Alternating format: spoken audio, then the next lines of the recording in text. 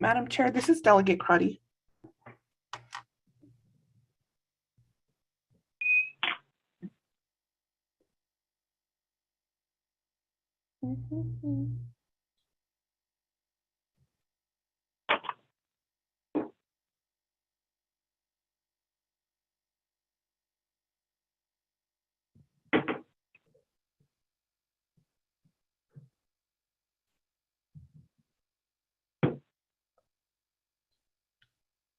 Lorene, Ms. Spencer, are you there?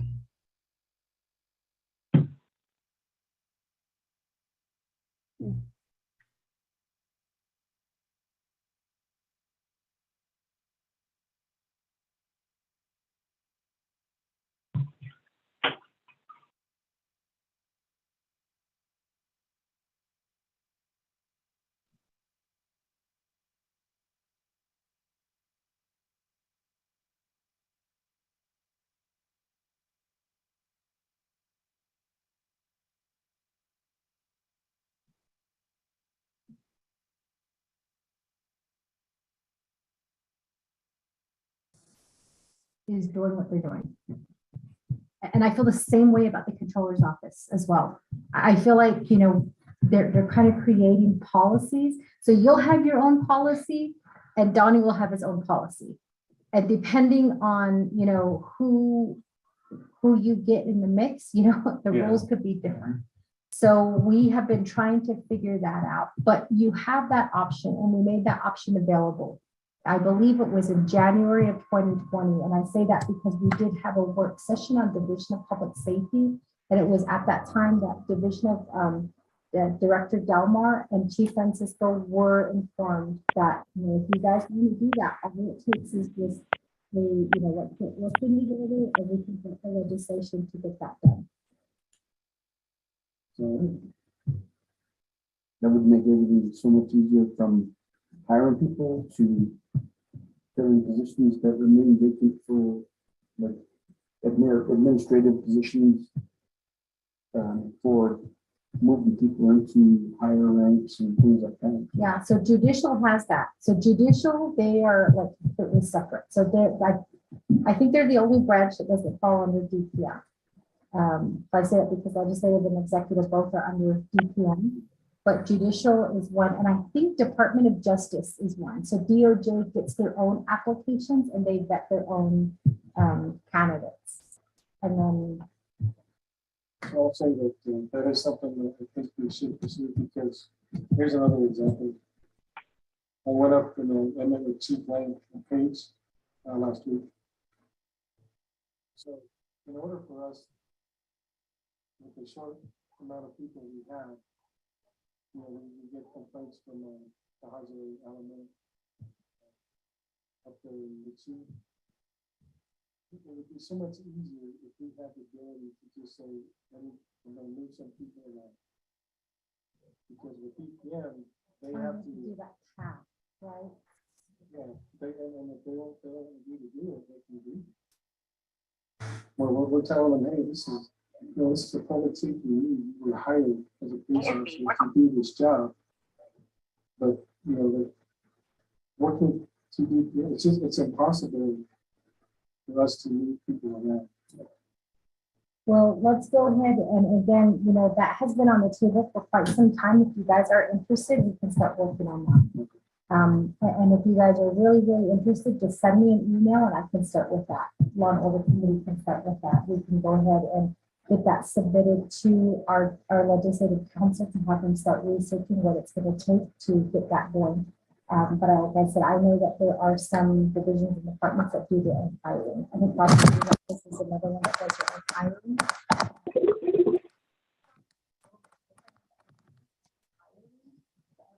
Madam Chair, this is Delegate Crotty. May I ask the question? Oh, Delegate Crotty, thank you for being on the call. Yes, please ask questions. Thank you, Yate, Madam Chair, and Law and Order Committee members. I appreciate this discussion. And so we were looking at, and we pulled up from DIBS regarding the enactment of the modification of Title 24, the enactment of the alcohol tax. So that's CJY 3115. And I contacted the Office of the Controller regarding the status of that fund management plan, and hopefully they have a status of the amount that's available. But Mr. Rob Willie is on the line from the Controller's Office if you wanted to ask him any questions or get additional information regarding that funding, Madam Chair. Oh my gosh, thank you so much, Delegate Crotty. So what was that, CJY? It's CJY 31-15. And there was a proposed management plan, but that closed or expired. So that's a former tracking number legislation 0031-18. If you needed a working document. I'm not sure exactly why that closed or expired, but Mr. Willie's on the line too if you needed information about the amount that's currently there or some of the questions that the committee had regarding the fund. Thank you, Madam Chair. Oh, sorry. Claudia is on budget and finance, so she's got a very good understanding of the different pots of money. So we do have Robert Willie from Controller's Office on the line. Mr. Willie, can you hear me? Yes, I can. Can you hear me? Yes, thank you so much, Mr. Willie, for being on the call. I do appreciate you being on. Really quickly, so we were just now talking about the possibility of using sales tax funds to help assist with police recruitment. The idea right now that has been presented is to use, or actually to offer sign-on bonuses as a hiring incentive. So that's one, but there also needs to be a, the other thing that has been brought up is the retention of officers. So keeping our officers, how we can do that. Law and Order Committee has been trying to work with BIA OJS in the last few years to increase the salary amount of our officers. But BIA OJS, did tell us that that's part of the renegotiation for the 638 contracts, and we missed that deadline because we weren't told by DOJ or by OMB when that, that time frame was open to us to negotiate. So I think we missed that deadline. But right now we are looking at the alcohol sales tax as one way, and I think right now Chief Noon, I don't think he knows what that sales tax is, percentages, and how much funding goes into Division of Public Safety from the sales tax. Then there's also the gaming revenue. I think that those are two separate pots of funding that goes into Division of Public Safety. So can you clarify a little bit on the alcohol sales tax and then the gaming revenue? Sure. Good morning, Robert Willie, Office of Controller, Accounting Manager. So the alcohol tax is money generated from the casinos. Each year they send dollars to this fund. And as Delegate Crotty indicated, the initial legislation was that CJY 31-15. And it doesn't look like there's a fund management plan associated with this. That you need that fund management plan in there to explain how the fund's going to be utilized and what it's going to be utilized for and who's authorized and such. And I don't think we have one of those in place. It doesn't sound like it ever got completed, but that would need to be passed and added to this fund in order to utilize the dollars for those specific amounts. The last time that I think that we checked the balance on this account was back in September, because we don't really get very many requests for the amount in this tax fund. So it looked like it was like $291,211 at that current time. We can update the balance, and I can send that to you, Madam Chair, after we get that new balance. Right now we're closing February, so I can check to see if once we close, to get you that balance, the updated balance. And then we could probably look at how much they generate each year And the other account that you're looking at was the DPS Gaming Special Revenue. And I believe this one does have a fund management plan. I believe public safety and corrections are the two that utilize this account. Currently, I don't have a balance for that one too. I'd have to go back and check on that one. But that one was created through the fund management plan, I think BFCS-22-14. So these are monies that the casino actually pays to the nation for the public safety patrol around the casinos. So currently I don't have balances as of February, but we can get those to you if needed. So if you have any specific questions, I'd be happy to try to answer those also. Thank you. Thank you so much, Mr. Willie. I do appreciate that. So I guess one question would be, we're going to set a separate meeting, and Delegate Prati, I really hope that you could be at this meeting as well, but we want to have a meeting separate on the budget process. And then since Chief Noon is new to this position, to give him an idea of what he can expect. But he did recently, or just now, he was talking about the request for a helicopter. And the reason for that is they were saying that, that would really help when it comes to missing, people who go missing, so that they can cover a wide area of the land. And how many people did you say went missing in this? Oh, probably within the last 2 weeks, we probably had, I want to say at least 5 people that have been reported missing. And several of those have been elderly that have either had dementia or some other illness that they wonder. And so then I want to say at least one of those last 2 weeks has been found deceased after he was gone for just a little bit of time. So Delegate Prati, that is one one request that they did have, which is why I was saying that would be part of their unmet needs. Is that something that they do really need, and justification for that? So Delegate Prati, we do want to invite you when we do schedule this meeting specifically on the budget, and I'm sure you're more knowledgeable than I am when it comes to the budget and what they had asked for. And then really, to look at the different pots of money that are available out there that can help assist with some of the equipment that's needed. In this case, I don't know if you heard Lieutenant Key.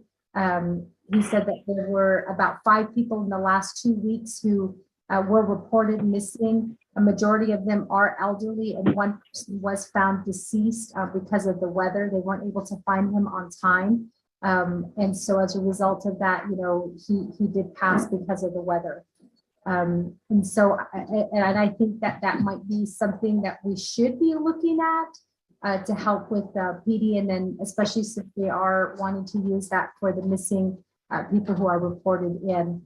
So Delegate Prati, I do appreciate you being on the call and then letting us know. And then Mr. Willie, if you could give us kind of an idea of how many different revenue sources are going into the Division of Public Safety. And Chief Yoon, needs to get this information again so that he knows really, what sources are coming down. And as was stated with the CJY-31-15, there's no fund management plan in place. And we have been asking for that fund management plan to be put in place since 2019. I believe it was Delegate Vince James who did ask Chief Francisco for that, for that to be completed. It hasn't been completed yet. So I think it does need to be put in place. But right now, the update that they did provide to us is that money right now, they are using that for the police academy. And so I think he just needs to, he needs to put that in a fund management plan so that we're aware of where that funding is going.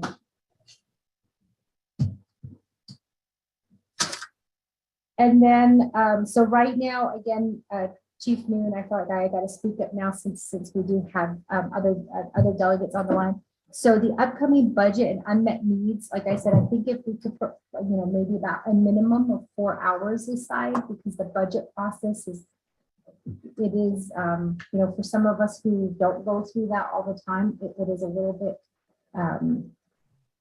I don't want to say complex, but for a new person, it's complex. I'm thinking of my first year as a delegate. I just remember seeing so many different numbers and like, wait, what does this one mean? And how does this one break down? And that's why I think having Delegate Claudia at that meeting will be great because she can give you kind of a quick, crash course on what to expect. But your budget is going to be very, very important. And I think that it's kind of unfair. I think it's unfair that your budget is set before it even goes through the process. So your division director, Jesse Delmar, sets the budget ahead of time, and then he submits it to the president, is my understanding. And then whether the president accepts it or not is something that, he can do. But where I'm saying that it's set ahead of time is they do a 3 chiefs agreement. And they say, this is how much money we're getting, and this is how much money we're going to use, and then this is how much each of the branches are going to, how much they're going to be asking for. And it's not a breakdown in the budget. It should say this is how much the branches are going to be, like this is, what they agreed to, which is really unfair because, it's already set. So, that's why it becomes really, really important, really important when it comes to understanding the budget and especially the unmet needs. I think that the use of the gaming funds is really, really helpful in that respect, primarily because the police academy hasn't necessarily had its own formal budget. And so that's something that we were talking about this next year, that's the plan, that the police academy will have its own formal budget. So I guess. So everything that we've done with the police academy up to this point has fallen under the Office of Professional Standards. It has been a shared account across recruiting and everything else that they handle. And so it's been really helpful to help fill some of those needs that we had with the growing program. Wow. Okay. So and also for the department as a whole, I understand that we have over 30 accounts. And trying to put those, so when we're talking about the academy, what we end up doing, and really in general for the entire agency is we try to focus on bulk purchases. So we can pull money from the districts for uniforms, for ammo, for things, tasers, stuff like that. So I guess one of the questions I want to pose is your thoughts. What are your thoughts on skimming that down to one account? Madam Chair, Yeah, go ahead, Vice Chair. the other thing too is, yes, with looking for these monies, these funds, and trying to pick the brain of the delegates over here.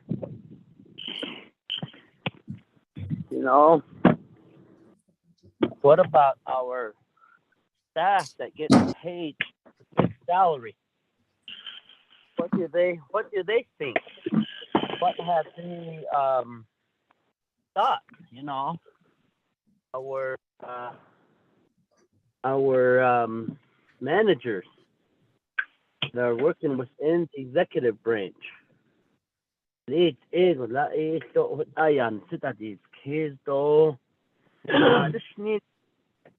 If we decide to move forth and move monies around and change, make fund management plans and hoping that we know public safety will be on board, but it will come to the president whether he signs it into law or not. But what are the other solutions that the executive branch can, what do they have on the table? Our managers, we give them a good shiny penny,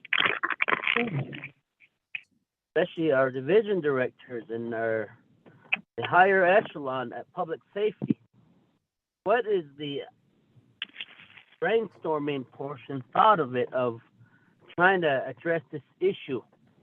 And you know, just a thought, because the normal trend is, oh, we need some money, let's go to council. But how can we try to look at, see where the thought of the management can think of where some of these dollars could come from? Because you know, again, I'll come and say, yeah, we're giving them a we're giving them a nice salary, whether it's from the 638 contract or the general fund. Have a financial advisor there at the police department. What is the financial advisor's recommendation for the other pots of money? Oh, because this issue is going to have to take both, you know, our side and their side to come to a solution, because you know, that's just one of my thoughts in my mind. So how did are they brainstorming this issue, and where can we try to see maybe there's some other revenues that are there? Because, for instance, the gaming funds that's coming in directly. We heard that it buys certain supplies, it buys that, and buys this. And why can't we utilize, you know, what's on the inside of the existing funds that come in that we could utilize for that purpose? For instance, last year's, I don't think carryover was granted last year. But what I'm getting to is that what was the projected amount inside the Navajo Nation General Funds that was unused, and the unused funds that was reverted back to the UUFB. The reason why I say this is, if there's funds at the end of the year reverted back to the Navajo Nation coffers, funds that are not utilized at the end of the year, you know, that tells you that the budget of the police department is, they can operate with less. So, for instance, if for instance, I'm saying the general fund, say $1 million was reverted back to the general funds last year. This is just a number that tells you that it can operate with less. So that amount there, you know, maybe if we could structure into the comprehensive budget that unallocated amount could be utilized for that purpose of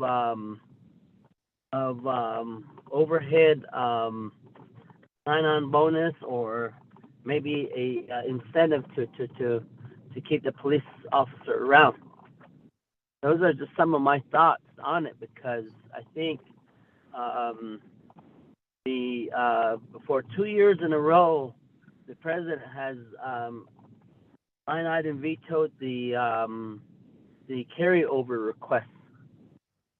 So that carryover request really speaks to what programs at the end of the year, what monies they don't spend. And I think, you know, we could utilize that for that purpose, for the recruitment effort, or for the in forms of incentives for our police officers. This is just some of my thoughts. Thank you. Go ahead. Is Vincent on the, Yeah, Vince is on the call. do they hear the singer we're hearing him? Nala?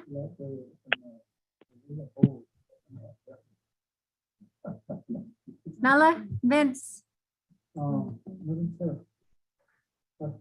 Yes, yeah, there's another.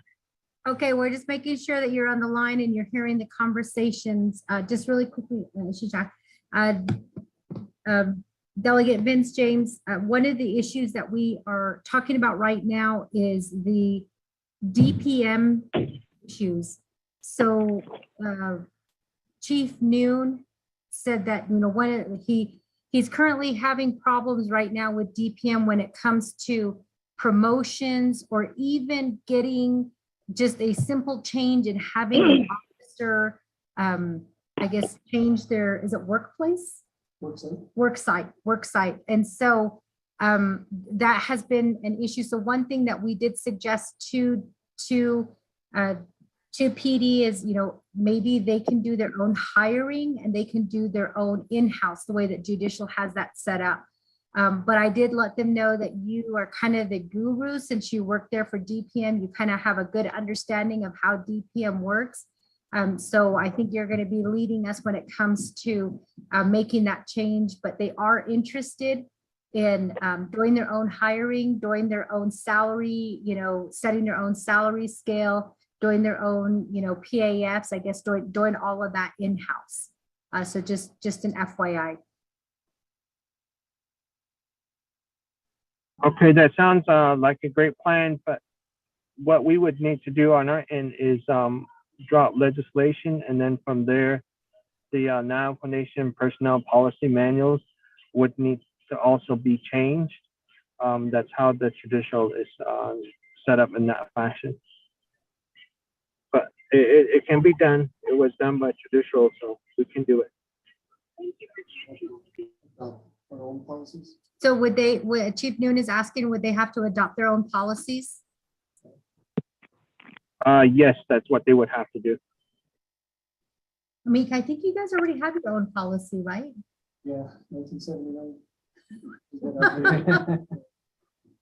So it would practically be a policy that has the whole information regarding recruitment, reclassification, pretty much similar to the Navajo Nation Department of Personnel Management, but in this case, it would just be Navajo Nation Police Department Human Resource Policies and Procedures. So practically, the department will be away from the Navajo Nation Department of Personnel Management policy manual. They'll be away from that manual, meaning they have to generate something similar to what we currently have with DPM. Well, something we've been talking about, updating our generators anyway. So, just for your information, we are looking to communicate with a guy that we both know and went to training. His name is Eric Vigo. He's an attorney who hosts all the use of force and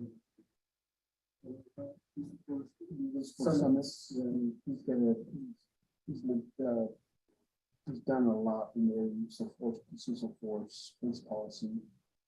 He works with tribes. He's from Connecticut. Oh, wow. Okay. And he goes to summit in the casino up there on the reservation.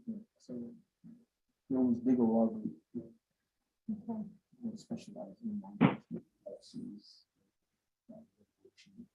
Well, I mean, I think that the bottom line is, you know, if that's going to help with the police recruitment and retaining of officers, then, you know, it needs to happen. You do have the support of LOC, and we can start working towards making that happen.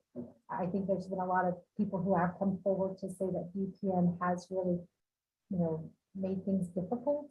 But if it's going to affect our public safety and justice, I think we can start working towards making those changes. I think if it's somebody who's coming from the reservation, they kind of understand how things work in the federal government. But if we're, at some point, we're going to have to recognize the fact that we're going to run out of qualified candidates on and from the Navajo Nation. Yeah. We're looking at the numbers that the report that Strategy Matters put out about the true numbers of officers that we need in order to to do the job like a traditional law enforcement agency. Then we're going to bring some people in from the outside. And so Chief and I were talking about this. And so for those specific opportunities, I think that we're going to have to capitalize on the border counties. Within the border counties, we should be probably doing that they can live in a border county that come to work on the nation. We're bringing people in from the outside. Housing is going to be an issue. Yeah, well, and that's part of one of the other things that we do need to talk about is public safety housing. But before I go further, Delegate Eugene So. I don't know if you guys speak now. You got no and yes. Do you guys understand? Okay, no, you don't understand. Okay. What we're here for, I believe is a question, some issues you have within your policy. That's what's going on. See that. You say 1979? Still, what did you say? Well, if it goes so far, it kind of gets outdated. Because everybody don't really fix it up and dust them off for the problem, not be the issue. So in order to, make it, whatever is that policy is there for it to happen, to put something on the ground for the people. We need to revisit and revise it. Look at it and do the whole thing, and so we can use it today with funds on it. With everything that needs to be on there. So we can have something going on outside that, it won't be an issue. That's how I understand this meeting here. So money is always an issue. When Mount Moses came back from the mountains, with these tablets, he told the Lord that our people had sinned. They had made God the gold as their God. He was forgiven. So it seems to me that that's very, very bad now. The only answer is money. That's the only way to survive. That's the only thing that we can survive. So somehow it's coming to be what is happening right now. There were rumors of wars, but they're all wars now. Now we have division in the Navajo Nation, the United States, and the world. People are fighting each other. We're in that area now. Lot of people that when you go down the road. This morning I tried something.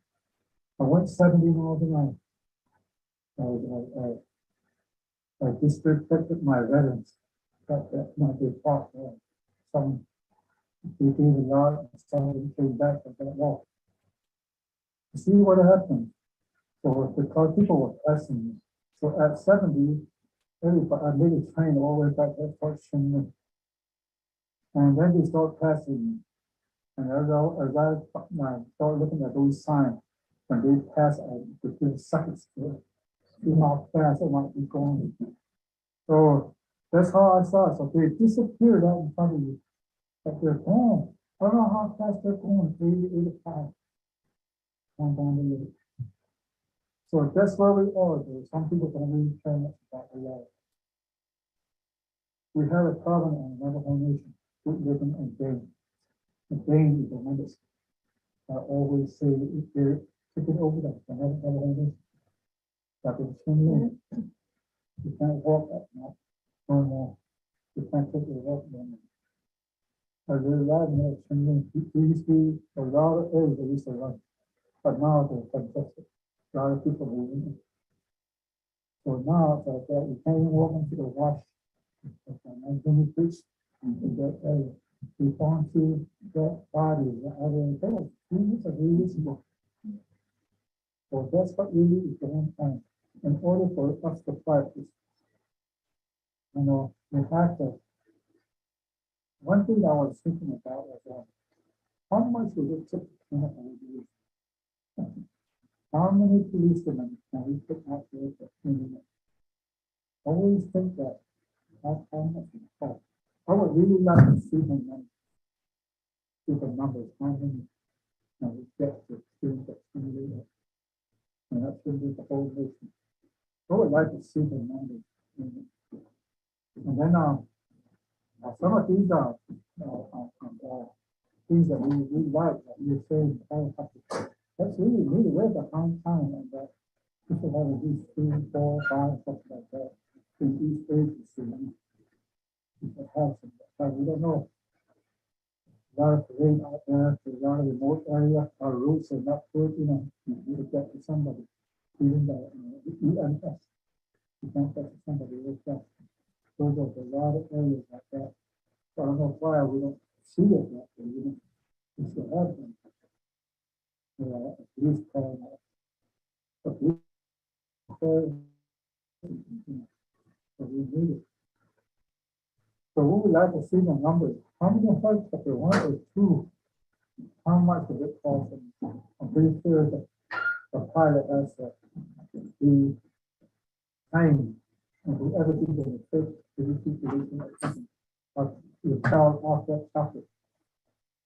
I know that the traffic is in the air to the child and then pick up that person and put them back up and together. And then you will see not in certain other areas you might have to the reason hasn't go back to to the area. Kind of first street, get them out, but as I said, it's not. Those are some of the things that we really make now. We don't know enough. We're way behind time for this department. Yeah, as a girl, benches out there, just the other day I had a lady just staring at me so bad that I was kept listening to her. And then until she ended.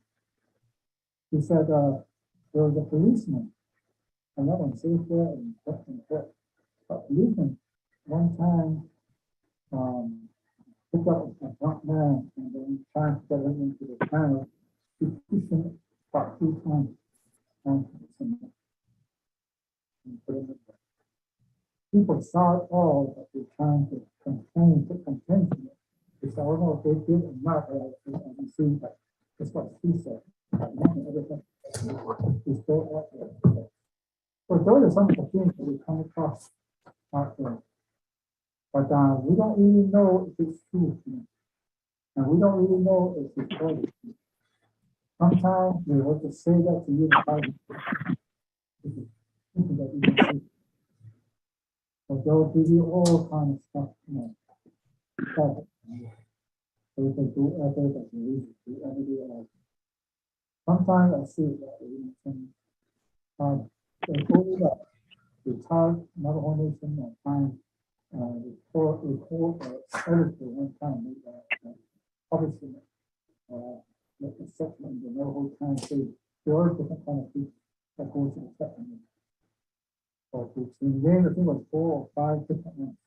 One that say everything they want to, some just there to put people down, all sorts of people in the chapter house. So they say this has to be observed all this time to find out who they really are, what they really are. But some of them not really sure, some of us are to judge this. So that's where we're at now. And so I'm thinking about how much would it cost to clean up another thing? I would really want to see that number of times. So like I said, we're really behind time.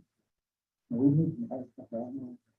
How are we going to get it and all this and that? Another thing I was thinking about too is these days related things that's going on in the field and bootlegging and then drugs. That's out there.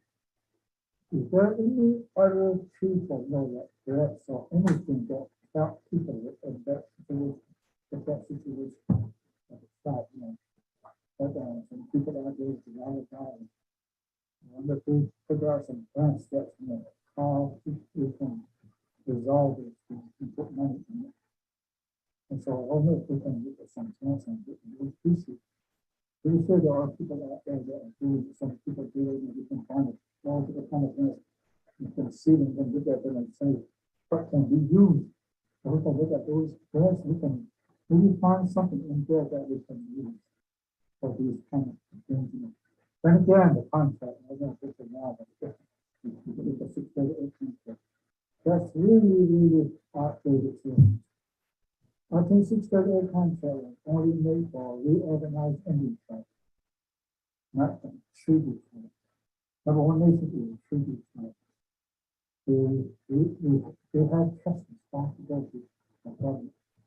Now they're just giving us a treaty, so we really uphold, and then after that we have to redo it again. But the treaty is forever. It's a congressional action. Nobody ever goes after the Congress to say, we're a treaty tribe, we have trust responsibility for us to do this. This is what's going on. We really need to have to do some, policy of the treaty, written by contract. But we're a treaty tribe, we should start pushing the government, not the Congress, to that we're a treaty tribe with a trust responsibility. A lot of things that happen out there with land disputes and all these things are happening out there. Sometimes really a question, and there's a question. But somebody should affect whose authority is that. So people say it's the police, they already have they're trained to shoot.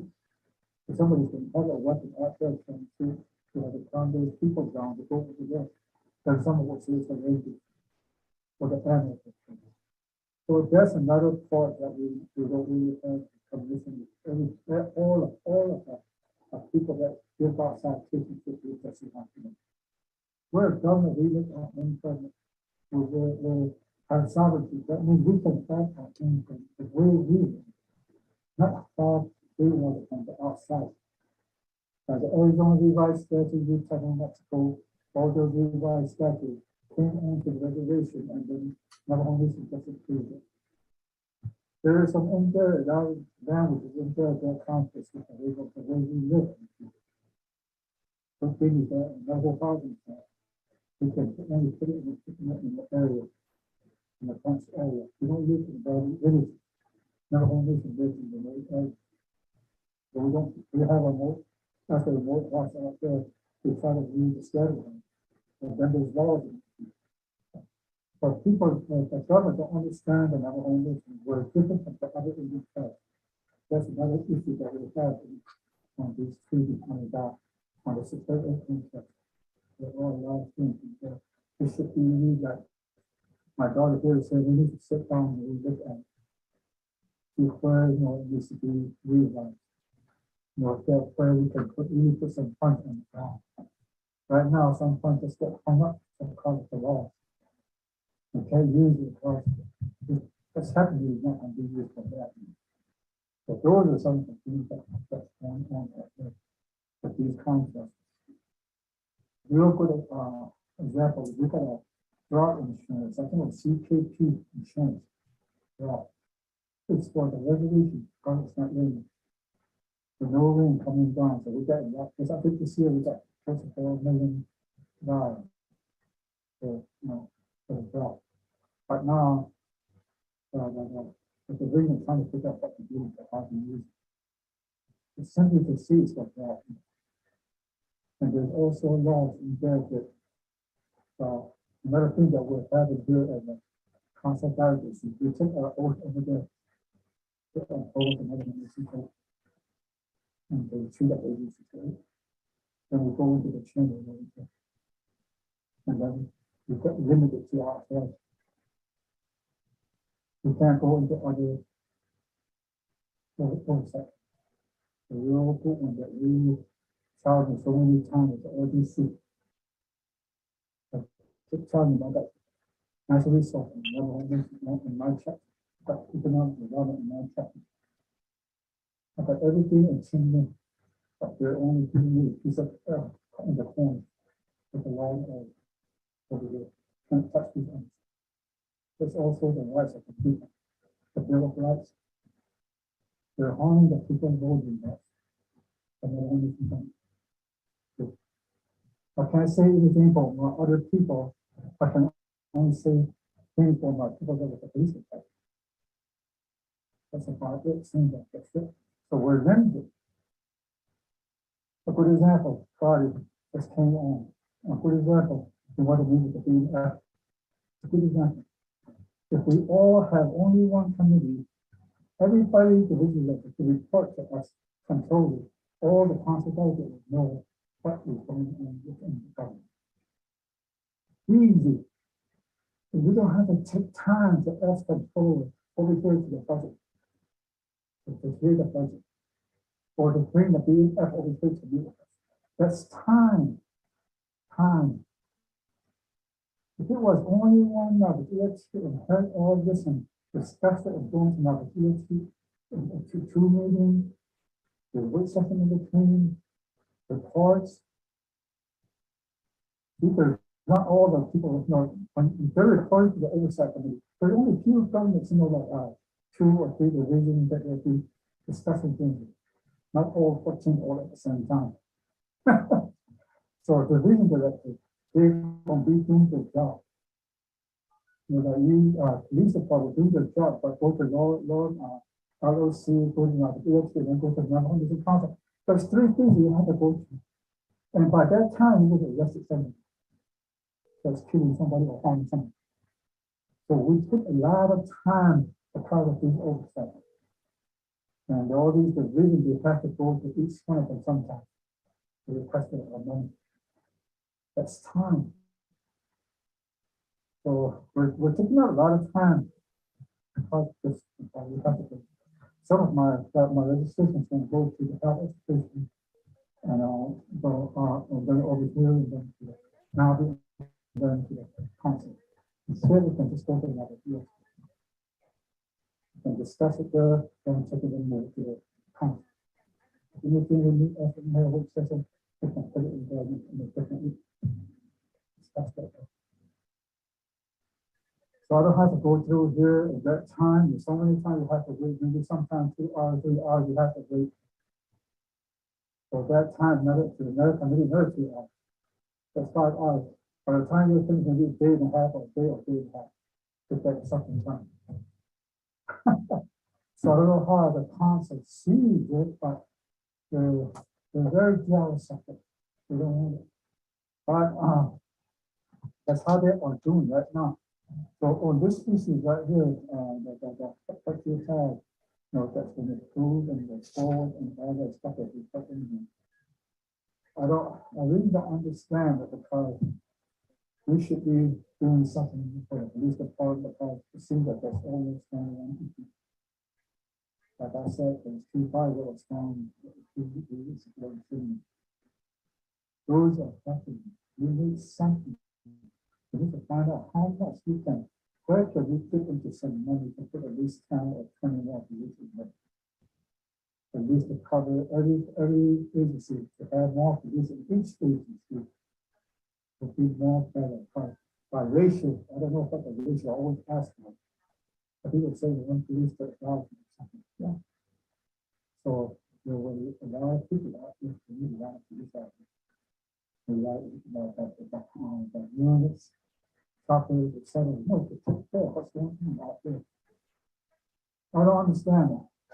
But we need you guys and we need it, 20 years ago, 20 years ago. It would have been better if we kept up at that time. Instead of having one position, sometimes at that time, even though it's a big company. But that, like this one, they were talking about that. And I'm wondering from gaming. I thought that was already being used. I think you guys use it for Academy.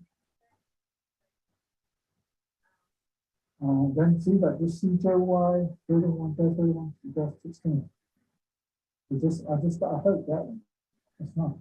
So some be confident that before they know what's going on. Because I probably used to listen to Nelson because we can consider the problem and use. So that one. So those are some of the things that in my situation in Chengdu. Another thing I really want to do is I have really good working relationship with the this young lady that came to us with me, the LDA, will start working closely. But something happened, and we never heard from her. I don't know her name. Anyway, she used to come over and she used to listen to us, what the people are saying out there, what's going on out there, what people are saying to us about branding and what about bootlegging and the latest stuff going on.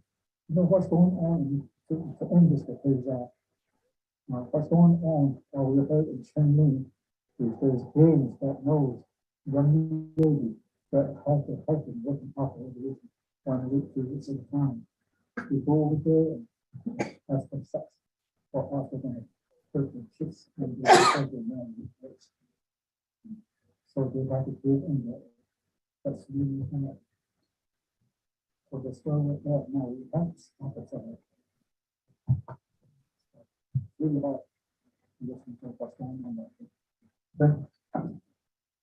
So with that, so on the agenda, just real quickly, go back to the agenda, the recruitment of officers. The conversation with unmet needs, we can schedule a 4-hour meeting. We'll definitely invite Delegate Quaddy to that, especially in light of what Delegate Eugene So mentioned as far as Division of Public Safety. I know that you guys are supposed to establish and implement a missing persons unit within DPS. And so we probably, that is coming out. We will be reporting to Budget and Finance on progress of that. But this, I guess in terms of the budget and your unmet needs, we're going to need to know what it's going to cost to get this unit established. And you guys already mentioned, the possible or the need for a helicopter and how that would help assist with missing people.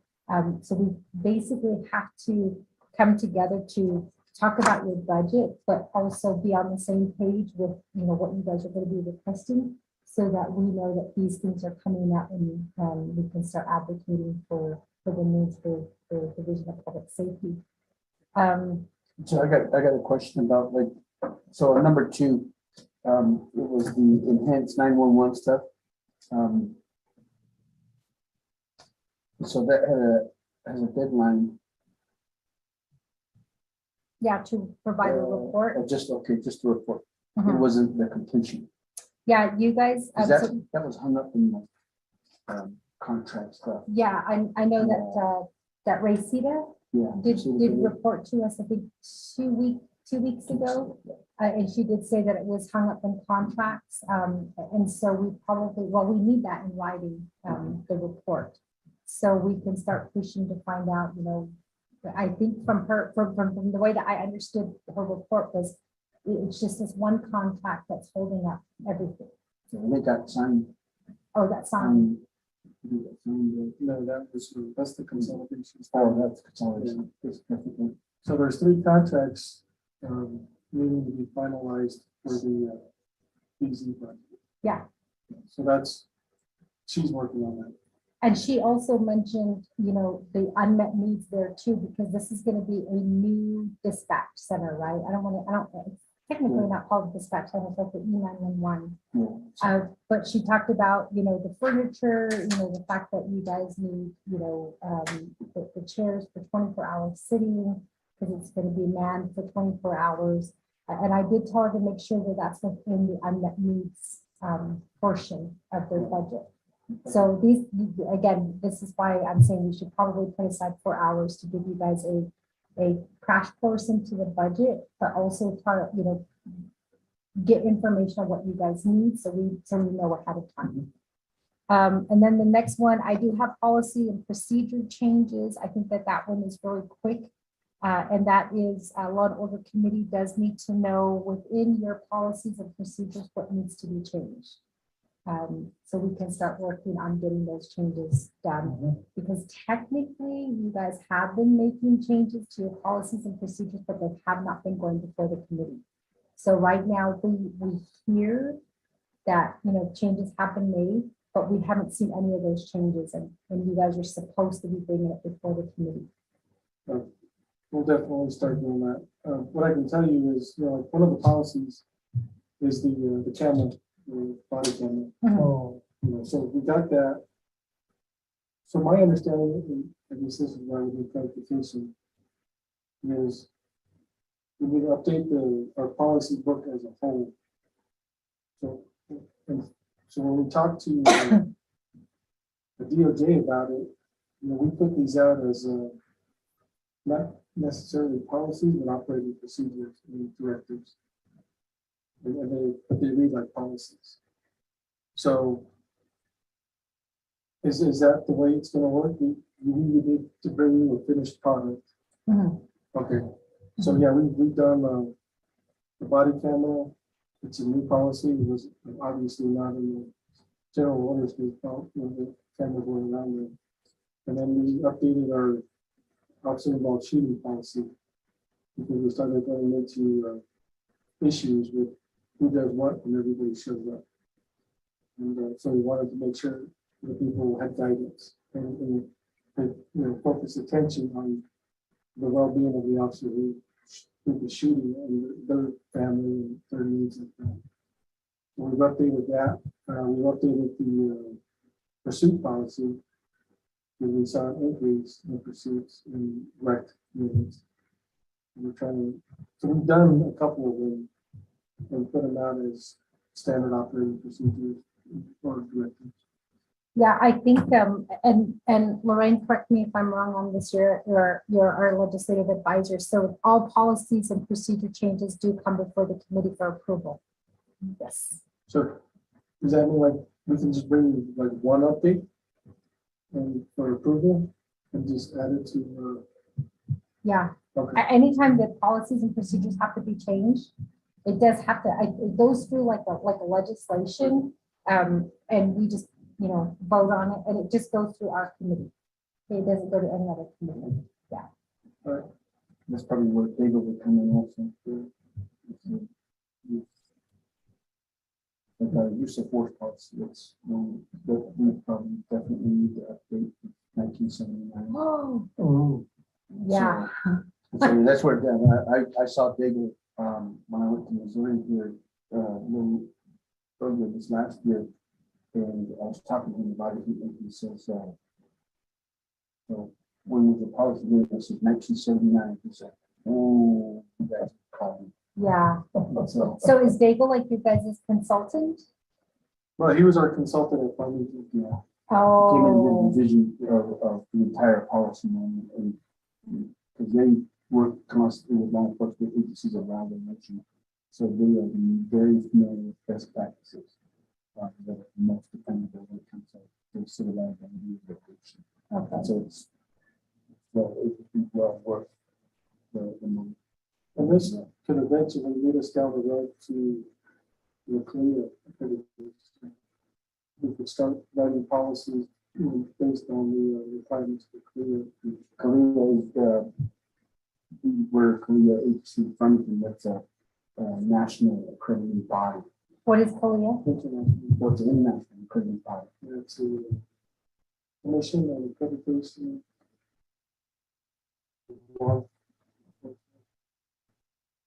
Awesome.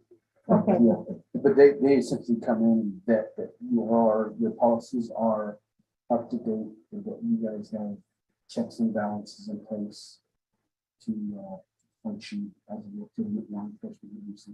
And it was every 2 years, and it might have changed it to 5, but they actually come in The audits. to audit on your policies, they write it on your officers. They'll tell them, show me how you got it. Wow, I think that would be a really great accreditation that we could get into. I didn't even know that existed. It's the benchmark for professional law enforcement services. Benchmark for, Yeah, it's one of the professional. benchmarks to say that you were accredited. I think Farmington is one of the accreditation. So they come in and say, you guys are still holding some of the earlier stuff. Best practices. How many tribes do you know have this? Korea, yeah.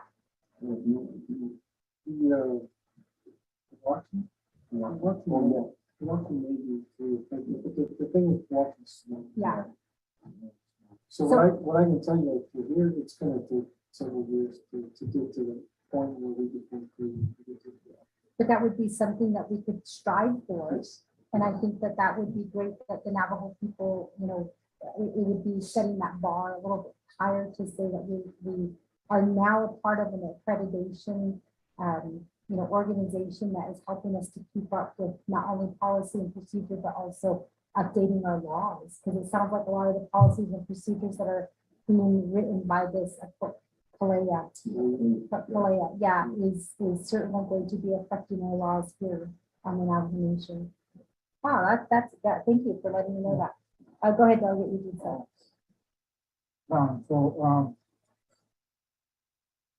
Whatever that's going to be written, I think that's going to also be part of the kind thing.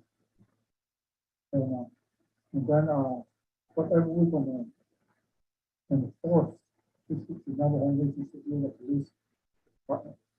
You know, it's kind of like, and right now, that at this, you know, so we need to, that you were saying, second guys on the bad officer. So that let's just speak of a new one needs to come up to here, and then change it so and become a law. So that way, you know, so that way it's not done outside, and we don't, and people don't know about it. Just the fact that they're doing it outside. I just police department, state police, etc. Out there, but we need to also add it to this where with that. But I think this to be done. At the motivation conference, approved it, the president signed it, forward, so we know nobody can be liable for it if anything happens. I guess that's a lot of work. It's to be done here. It's an easy example of a law that we probably need to look at updating. And I don't think anybody really brought it up. And it was brought to my attention from Jen Henry. She was like, because we were working, Post was working on a retired law enforcement officer's ability to carry a firearm concealed because they're retired now.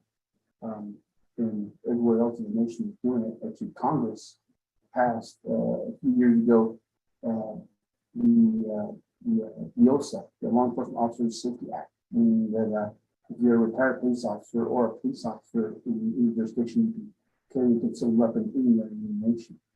And because the Navajo Nation, from what I understand, hasn't recognized that federal law, that it actually even goes against what we have currently, that when an officer is not on duty, that they're not supposed to be carrying concealed firearm on them.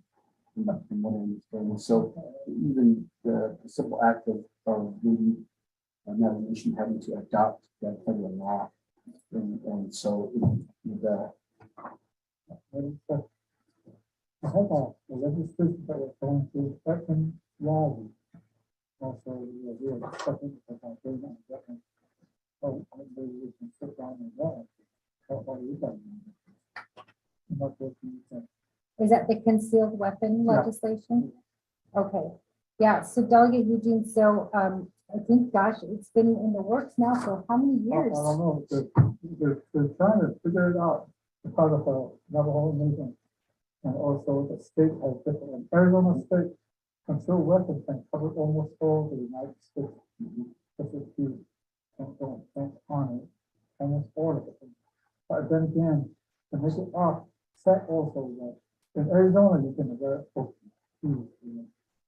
But is that another nation? Wow. Yeah, So what we were trying to do was, people with a concealed weapon, or they would, arm another, arm the Arizona concealed weapon, responding, but otherwise, we need to have a training, and we have to just come up with bars and solve, and it'll be a lot of money. So what we're asking, how about just arming the Arizona concealed weapon? Then they just honor it. That's a public training, they just know before you get it done. That kind of stuff. So we will need your input on that. Delegate Eugene says legislation on concealed weapons. We don't know what it says right now, but he has, you know, drop that legislation to say that we do need that in place right now. And I was just now looking through Title 17. I know that we used to have, I thought we did a law on that, but I'm not seeing it. Doesn't mean that it's not in here. Oh yeah, unlawful carrying of a deadly weapon. So we do have something on that, but you are right in that does need to be updated. And I think that kind of leads to, and I'll get back to you, Chief Moon, but that kind of leads to the next thing that I did add on to the agenda, which is the update to Title 17, which we have been working on. We used to meet every week on Wednesday, but we stopped that because one is there was a lot of confusion. And as you can see on the board there, we had 4 versions of Title 17. And so that made it very difficult, because when we're meeting in person, it's easier to say, look at your blue book, or look at the book, look at this one. And then, to jump to the current version. But when you're meeting, it's hard because one is you had people who were traveling, and they weren't able to look at their books. 2 is, some of them misplaced their books, and so you had to look at the online version. And so we were flipping back and forth on the online version. So what my assistant is doing right now is she's trying to combine the versions into one. That way we can see, the different versions and then, try to address it that way. In addition to that, as you can see on the right-hand side, we do have a list of laws that do need to be added to Title 17 that have not been, that's currently not in Title 17. So like the LGBTQI, laws that protect them, the hate laws, I guess is what they're often referred to. So that is not in there. The issue that we're having with the LGBTQI, the hate laws being added into Title 17 is, and we had a lengthy debate on this, not at LOC, but with Legislative Council, is how, so the question is how do we incorporate that into our criminal code for the Navajo Nation voted back several years ago to not recognize same-sex marriage, or to basically not recognize their rights. So that's what we're trying to address right now. So it's kind of a 2-step process. So Delegate Eugene So has a legislation. I won't announce it, Delegate Eugene So, we just picked up the legislation. And so that will help with including the hate law into Title 17. We also have, there's unprosecuted crimes that actually came from TV. There were 12, they called the unprosecuted crimes that were originally within Title 17 that were removed in the last, I guess, 15 years or something. And so the Lieutenant Sergeant Emmett Yazzie from Chinle was the one who said, I want to look back at that. I want to, tell you, like, I want the 12 back, but he hasn't given me a list of what 12 that is. So that's another one that will have to be added to Title 17. We also have the animal abuse associated with domestic violence that needs to be added in. I'm sure you guys have heard the horror stories. No, this one's a little bit different. This one is where you have an abuser who uses animals to keep the person in the relationship. Okay, so that one also has to be added. We also have the bootlegging and the drug, the drug dealing. That was Delegate Eugene Sell's function. That's a 3 strikes and you're outlaw. That one is, I know, is going to be very, very controversial. Do they need the resolution after that? At the third conviction, yeah, they lose their Navajo CID and they're escorted off the Navajo Nation. And in fact, I just took a call last week on Thursday. A gentleman gave up his Navajo CID, and he was a different tribe, but he got kicked out of that tribe. And I asked him a little bit more, but he didn't answer my question. But he just got out of prison, and what he said was because he was a Tier 3 sex offender, the tribe that he originally gave up his Navajo CID for to go to that tribe, excluded him. And so now he's not Indian at all, native. And so he was trying to get services at Phoenix Hospital, IHS, and they told him, we can't give you any services. So he called to say, how do I get my Navajo CID thing back? And I said, I didn't know you have to call biorecords.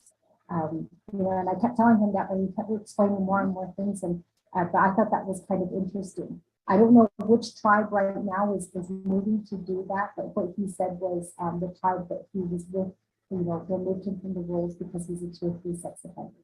And he had just been released from prison and he was trying to get IHS services.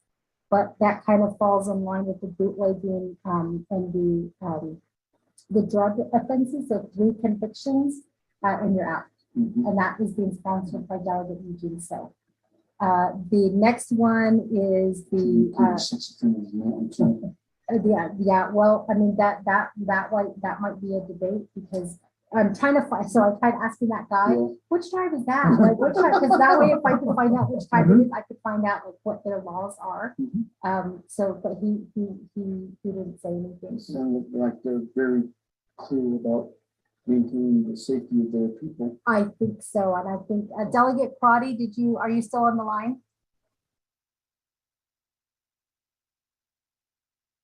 I don't think she's on the line, but the other one also is updating the sexual assault laws. That one we're working with Delegate Crotty on. And then we have the livestock laws. That one is really just kind of, really updating the livestock laws. And part of that is also the vicious dog attacks that are, that we've been hearing about that needs to be added. Yeah. So that is another one that's going to be added into that. And so we're slowly adding in, things that are not in Title 17 that have to be added in order to, strengthen our laws. We also, I did task Director Delmar to ask officers. So right now we currently have what we call laws that they are not, I guess they're mandatory laws. So we have mandatory laws in place right now for any offenses that are committed where it requires mandatory jail time. Doesn't matter. Some of those offenses do include like battery of a police officer, aggravated assault of a police officer. My glasses. This is my long distance glasses. When I wear glasses. We're at that age now, right? As soon as I hit 40, I need to read glasses. Well, I think for me, it's like all that computer screen because mine just started last year. I noticed my vision changed, so now I got reading glasses. Okay, so right now, mandatory laws, mandatory jail time. It is like assault upon a peace officer, aggravated assault upon a peace officer, battery upon a peace officer, aggravated battery upon a peace officer. But we do need to look at, and we did ask, PD, which one of these should be mandatory jail time. So that was one. The other thing that we did task your department with, and we also tasked Department of Justice Prosecutor's Office with, was to also look at the whole time. I did talk to Governor Michelle Lujan Grisham about this in our last visit, and we kind of were, looking at it in a way, looking at the laws currently with the state of New Mexico and some of the issues that they're having with full times. That I feel like right now our full times are not, they're not strong.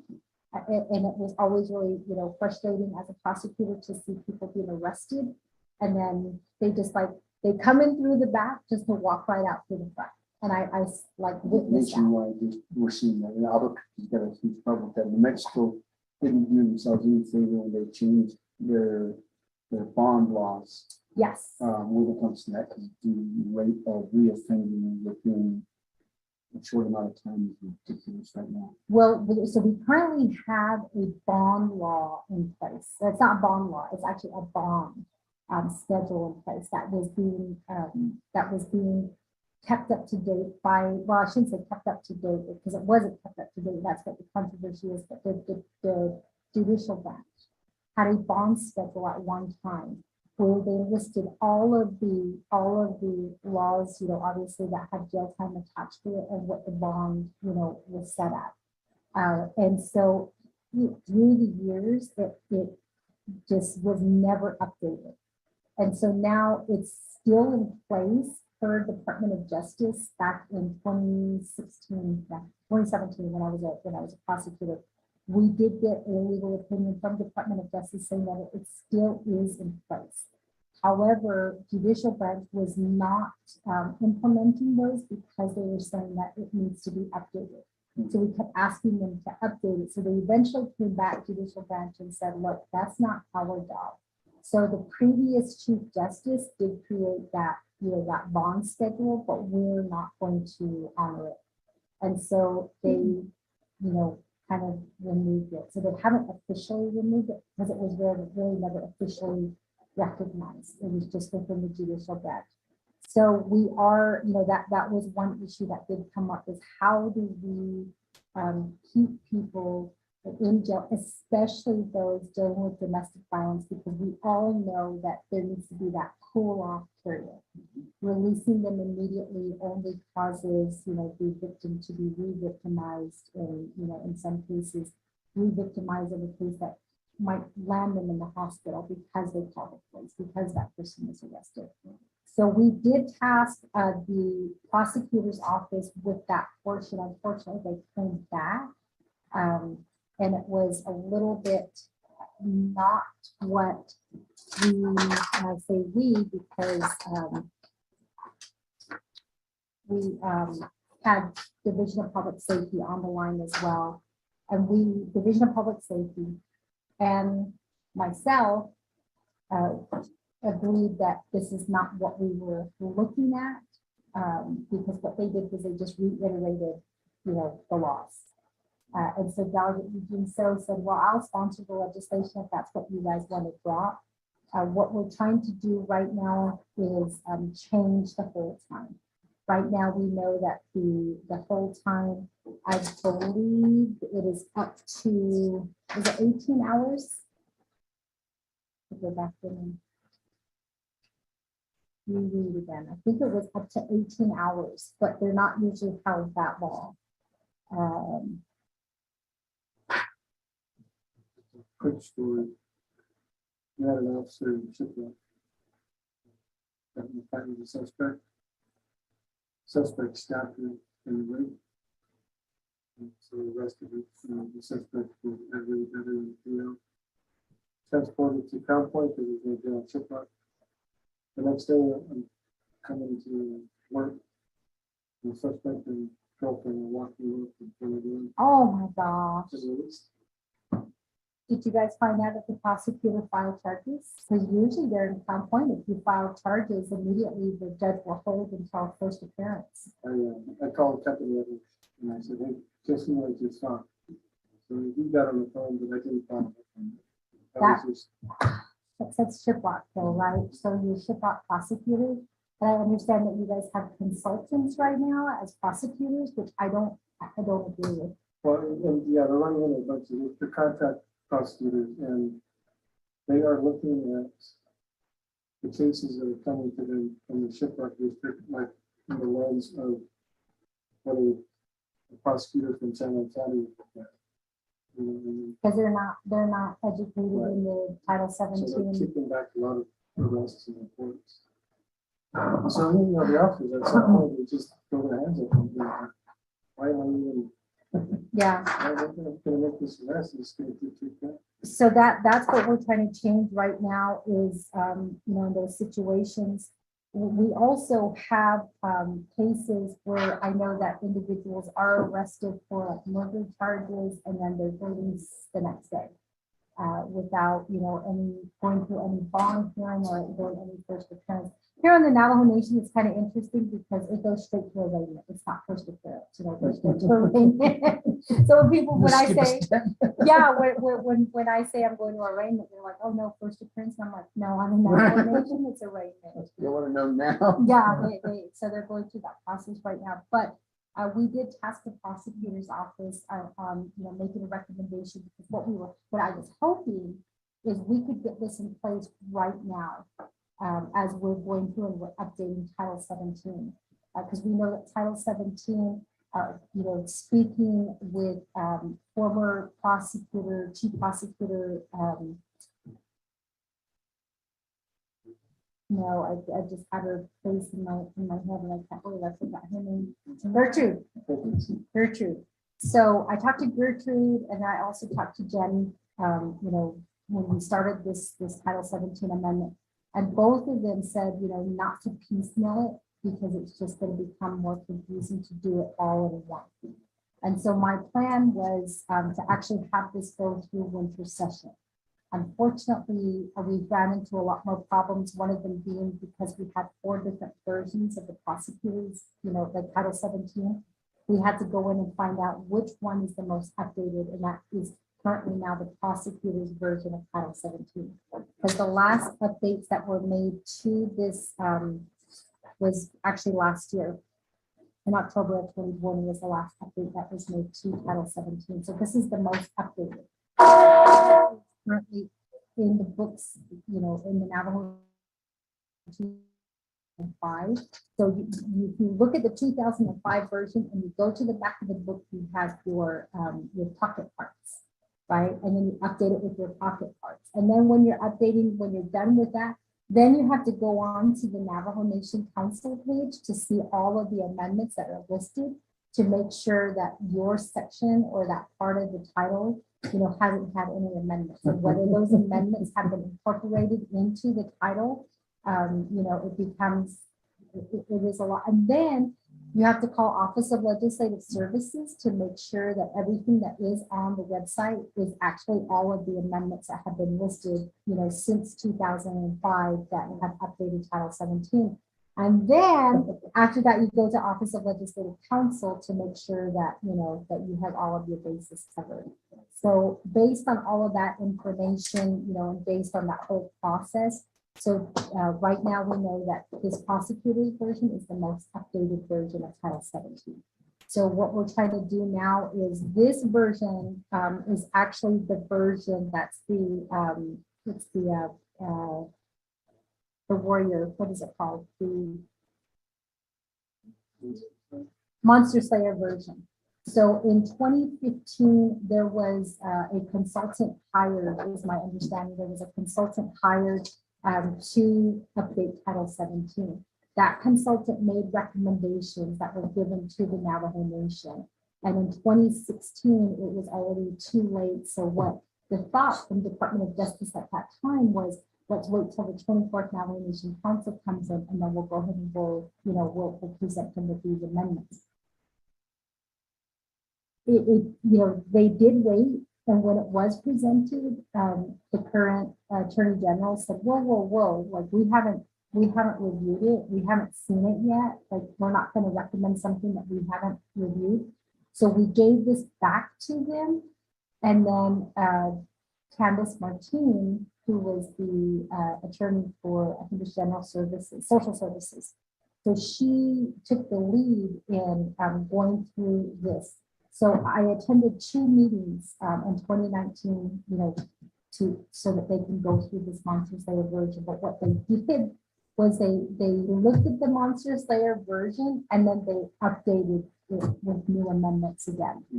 And so, so if you look at this version, there's actually notes on the side, and that's the notes that was put together. So, and it's interesting because everybody who was on that committee is no longer working for the nation.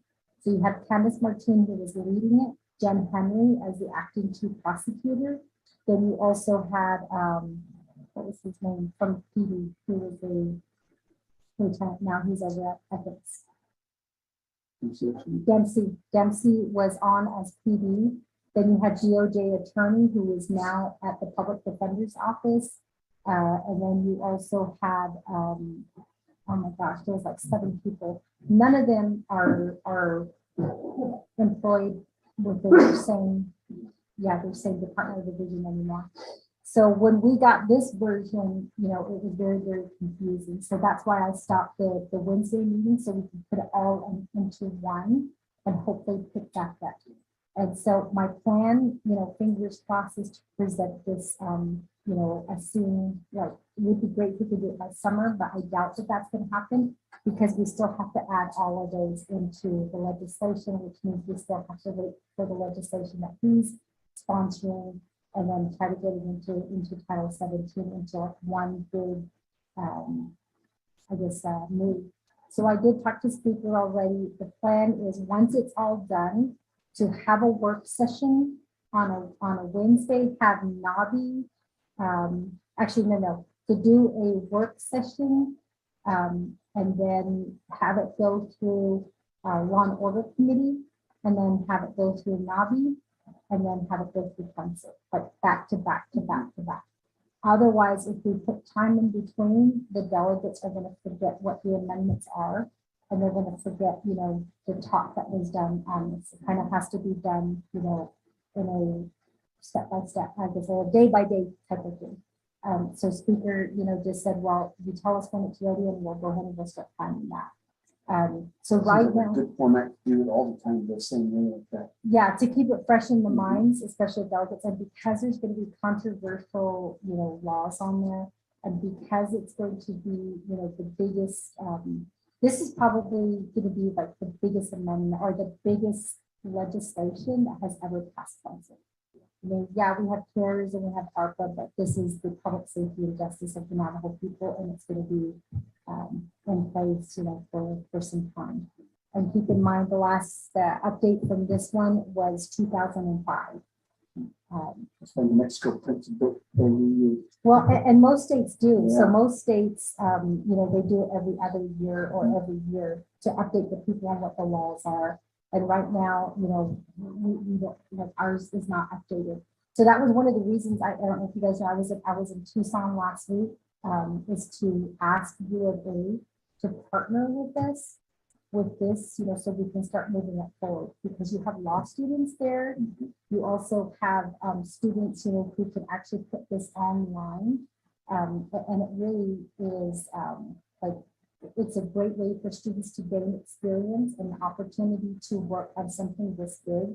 And I remember when I was a law student, to revamp, to make recommendations to a policy was like the biggest thing, because it required legal analysis, it required legal interpretation. So it really does give our students that chance to do that. And I met with students who are like, I'm ready to go. Like, you just tell me, when this gets set up. So we're going to try to create a clinic with the University of Arizona, so that law students can actually help assist with updating this, and then, to keep it updated for the public. And it's a great partnership with academics. And so, I did meet with them last week to see specifically with Title 17, what we can do to try to address this. So again, right now we kind of have a list going, because people are saying, make sure you add this, make sure you add that. We also have to look at the way that the Title 17 is currently categorized. And I know that I believe it was sexual assault actually is a really good example, because you had sexual assault of a family member. The definition is different than the actual sexual assault that's in the main code. So those kind of discrepancies we do need to fix. So again, we are working on Title 17. We do need the support of Division of Public Safety. Director Delmar has been involved in coming to the meetings. Lieutenant Sinisha has also been a part of this, and then also Director Henderson as well from CI. From criminal investigations, one thing that we are looking at is also creating a law, and it would kind of be like a separate full-time for those individuals who are under, who are being investigated for murder. The story that was told to me was an individual murdered another person, but there was no family relationship, so they couldn't be held for the 36-hour hold that they could be put on. So they were the example of the murderer who, the perpetrator or the suspect who was arrested, and he just walked right out the door. And then, of course, he left, and they were able to find him. And then the family of the murdered deceased, started calling in saying that they were being harassed. And this was out of conflict, they were being harassed and it was the individual, but by the time the police could get there, he was gone. And so, that was one thing. And so what CI has said is we're using that as an example. We really need a full time, for those crimes that are committed where there's no family relationship that's established. And that does happen a lot. So that kind of falls back to the full time as well. So we are working on Title 17 and the amendments, and it has been a lot of work. And that's what I have been working on for the past 2 days is updating that Law and Order Committee booklet, which kind of is part of this Title 17 revamp, but it's also pushing to, right now I'm on the section for the need for a medical examiner's position. And that has been approved by Navajo Nation Council, but we're trying to push it at the federal level to establish a 638 contract with IHS to get a medical examiner position for the IHS 638 contract. But if we are successful in doing that, we'd be the very first tribe to get that going. Yeah, so that's kind of an update in terms of Title 17 and what we're working on right now. You got to use room for it. Yeah. Yeah. Well, and one of the issues that we ran into was when we did go in 2019 and we did go with Dale West. So we went with Chief Francisco and we went with Dale West, who was I think he was the acting director at that time. And so when we were there advocating, what IHS paid back, what their report said is there wasn't a need. So they sent a report in and the numbers were so low and we couldn't understand why, how did they get those numbers? And those were the numbers that were reported to them by the IHS facilities on the Navajo Nation, which also included those IHS facilities that have, that are separate from the 638. So we kept asking, how are they getting it done? So Dale finally figured it out. So what they were doing, what IHS is doing is they're counting the numbers of natural deaths that occur in the hospital. Yeah. Yes. And so what they're not counting are homicides, vehicular, accidents, at home deaths. And so I thought that was really interesting because so Dale's giving us a completely different number. So what I did in my last visit to DC, what I did tell the senators and the representatives and DOJ, OJS is that, okay, if you were to get these two numbers and add them together, that would give you a really good idea, not a complete, 100% number of what we're seeing, but it would give you a good idea of what we're seeing as far as deaths that they are found in our nation. So Dale has submitted that data to us. Now it's a question of incorporating that data into this booklet so that we can update Congress on, where we're at with some of these things that do have to happen. So right now we're trying to separate the investigators from, plain medical examiner, which kind of falls back to Title 17 and then also falls back to, manpower where that's being used and the resources that are already are limited that you guys are having to try to, figure out what, how you guys are going to handle these things. I talked to Bill. When I was coming up in retirement, I was talking to him about coming over to see that. And I found out they do autopsies. Yeah, they do a lot of stuff that normally do. And that's a conflict. And that, and that really came up on a case, actually, when I was a prosecutor in 2017, it came up on a case. It was a huge conflict. And so what we wound up having to do was get the criminal investigator who investigated the crime, who also conducted the, collecting the fluids and everything.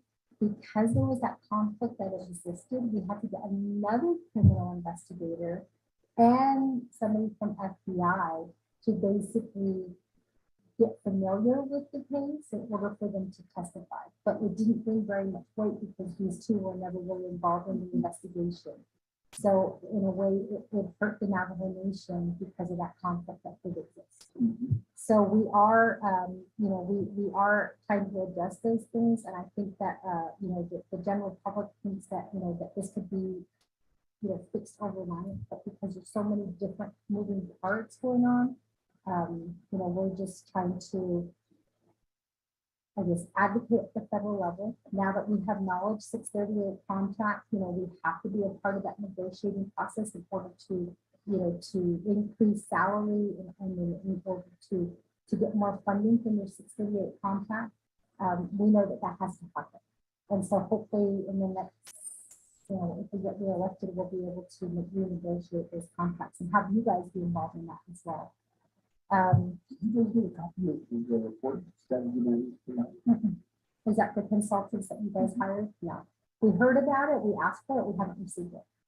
Well, we'll get you a copy. It's on our website also. We'll get you a hard copy. I think that's what they said it was on the, did we get a copy, Lorraine? Okay, yeah, we probably will need a copy on that. So that will help you with the changes that have to be made to your policies and procedures, and then also when you're looking at the salary as well. I mean, not the salary, the budget.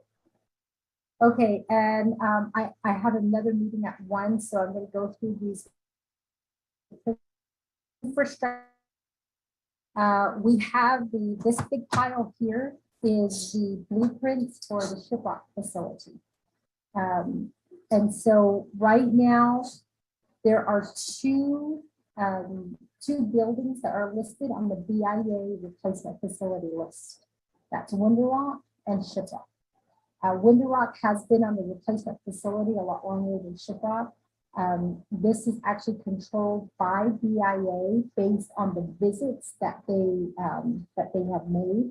We're trying to get Delcon on that listing, but it's like moving heaven and earth to just get BIA to come out to do an actual physical visit to the facility and get it going.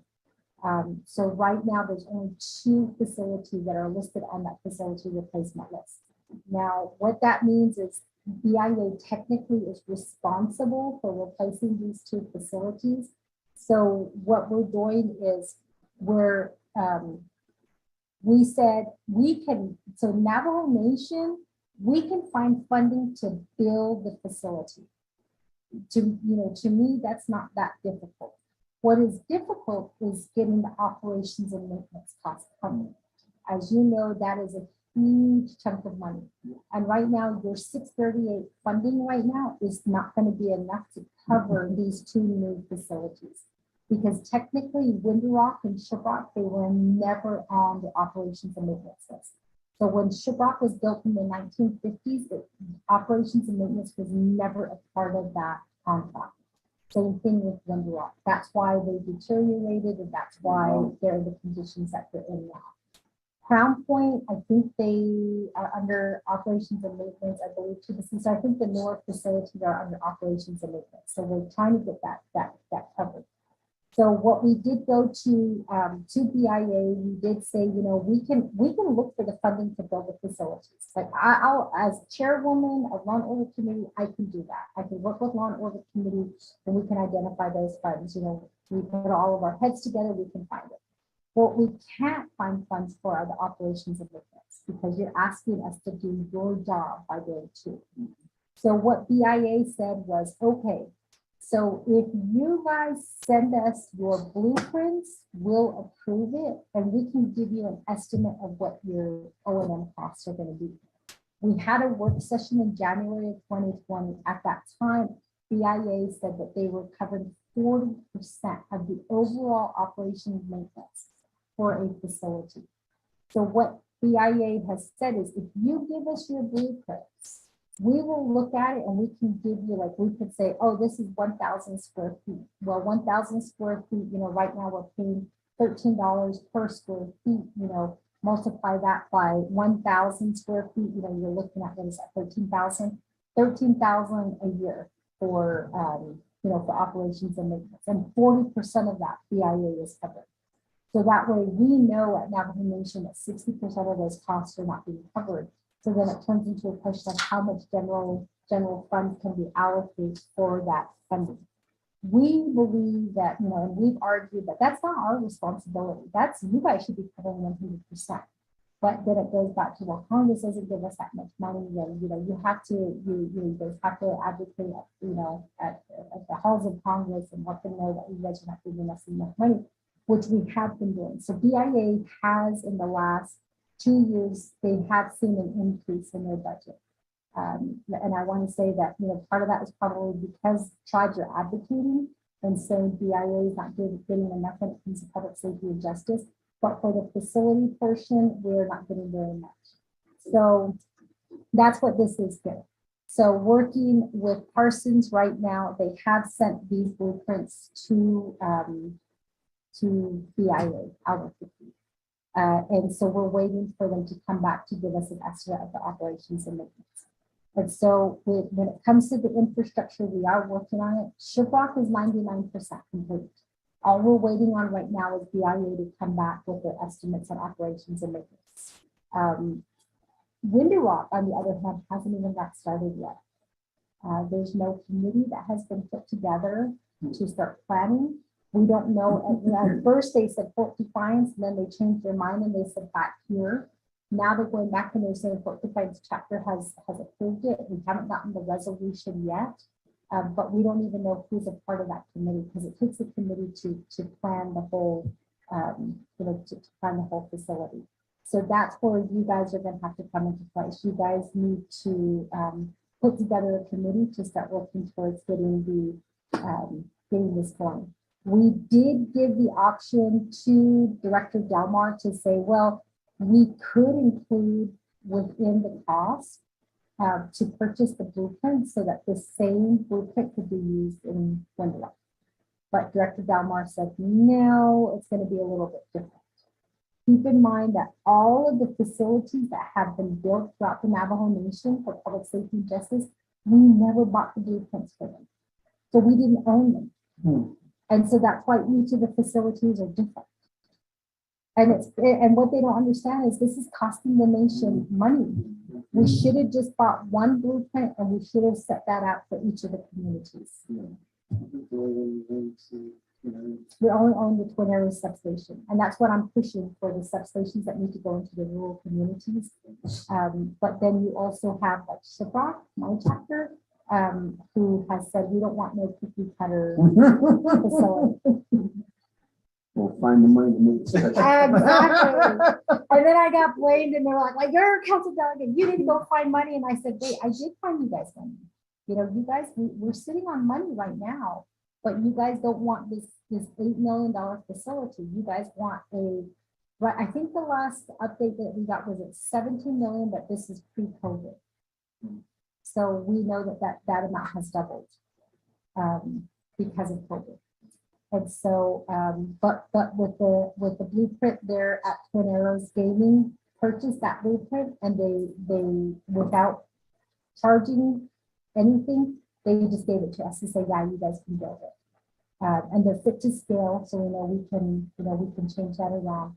And there are facilities currently listed. This is my facility booklet here. I need to clean it up a little bit. I keep adding documents to it. So one of the things that we are pushing for with the Window Rock and the Shipbot facility is entering into what's called 105 LEs. And what that is basically Navajo will build it, but BIA, you have to lease it from us. And so a lot of, it's a brand new program. So there are some tribes that have done this, but they will lease it as long as the facility is standing. So it could be a 30-year lease, which technically would pay off the building itself, the money that we put into it. And so what we are doing is, so we looked at ARPA funds and we got denied for ARPA funds. They said, no, you can't build a jail with ARPA funds. We looked at the infrastructure legislation and we tried, I pushed really hard to try to get them earmarked, which means if Congress allowed for the earmarking, these projects would have already been identified with funding attached to it. But because it's not earmarked, we get thrown into the whole pool of, money that becomes available that we have to fight for at the state level. Or possibly at the county level, the county's not going to give us any money because, they don't have any jurisdiction in the Navajo Nation, so we have to look back at the state. So that was the other option. So I have been trying to advocate at state of New Mexico. I'm also advocating at Utah and also here at Arizona because the Shipbot facility technically covers all 3 states. So I've been asking the state of Utah if you could give us $2 million, and Arizona if you could give us $2 million. That would be matching funds that we could actually use towards citizen. Haven't got any information on whether they're going to do it or not, but I'm still advocating that they need to be a part of that, putting funds into the Shipbot facility. Window Rock, we are looking at New Mexico and also Arizona as well. But because it's in Fort Defiance, and because Fort Defiance is kind of wonky when it comes to the state boundaries, we don't know where it's going to be put. So if it gets put on the Arizona portion, then we have to go to Arizona. New Mexico won't count. But if it's put on the New Mexico portion, then New Mexico could probably help and Arizona probably won't help. So with the 105 hour lease, it being that option, we know that there's a possibility that we could get money back. The third option in November, Speaker and also Delegate Vince James and I went out to Seattle and we met with Bank. We currently have a public safety and justice bond that was passed in 2015. That they said, well, technically at that time, your rating was, I think you were at a B- rating. So now we're at an A+ rating because we were paying those bonds back on time. It's like a credit card, right? You make your payments and then they increase your credit limit. So we paid down that bond.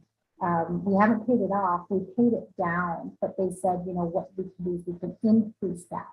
And so they gave us an estimate of what they could approve us for. So what they did is they said, we can approve you guys for this. They went through the whole spiel. We talked about the 105 hour lease and how we want to enter into that.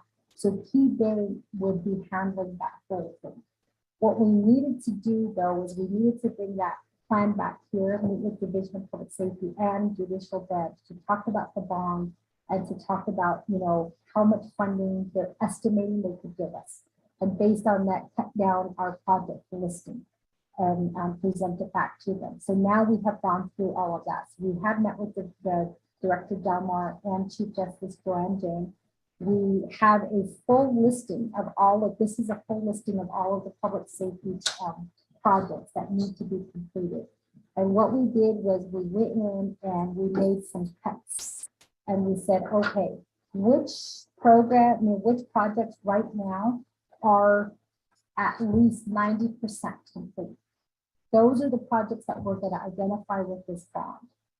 The remaining ones that do need funding, like obviously, Window Rock does need a new facility.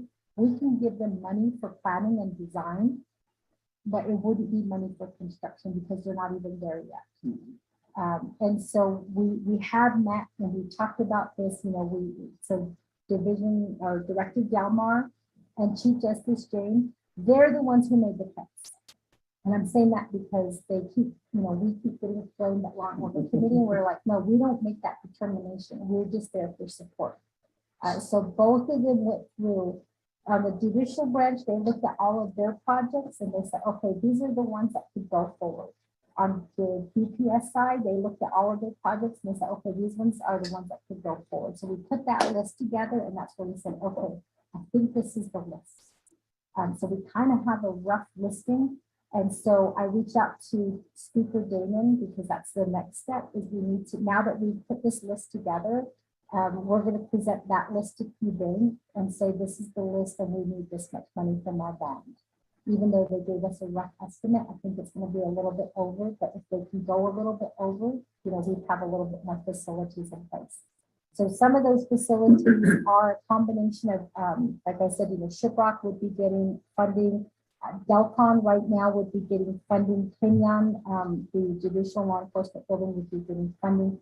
But with that same token, remember how I said, we can find the funding to build it, but then it comes back to operations and maintenance. So now with operations and maintenance, The Delcon facility is completely done with design. Pinyon is done with design out of with DPS. But the problem is BIA has come back to say, whoa, you guys are like, this blueprint is way too big. And keep in mind that, you know, if we do 40% of the cost, like, you guys are still responsible for 60% for operations and maintenance. So we went back and we said, Delcon, Pinyon, can you guys like scale it down a little bit more? Because right now they're reviewing Shipbot, and I'm almost positive they're going to tell us the same thing too. But at least they're giving us, you know, information, and we have met with the Shipbot committee to tell them we need to like scale down on a lot of things. I know you guys want this big, you know, huge building, but you know, we have to be realistic with what we have with cost. Maybe eventually we can do some remodeling and we can fix things up, but right now we can't do that. Pinyon has come back to say, yes, we can scale down. Delcon, no, they haven't budged. They haven't told us that they're going to do anything. But you know, the list has been cut down. So we are scheduling a meeting with Speaker Damon to talk about the bond, because now once we go through the bond and we get the approval, then it has to go through to the investment committee, because they're the first ones that we have to convince. And that's budget and finance. So once we get through budget and finance, we get through the investment committee, they give us their blessings, then we can go forward and we can draft the legislation to get that bond renewed. And then it's going to go through council, and hopefully we'll get funding before the end of the year to get Shipbot. So the other facilities that have been listed. So that's where we're at with the infrastructure. Where's the regional police academy following the Regional, facilities? you know, honestly, the regional police, they asked for, That's a big. yeah, I think you guys are only getting your, you guys are only getting phase one. Nothing phase. Yeah, the first phase, and that's at 42 million. Yeah. Yeah. I got a big book sitting on my coffee table. But the big question is your planning and design completed? I don't even know where that's at. And we were supposed to get an update on that, because per the update that we received on the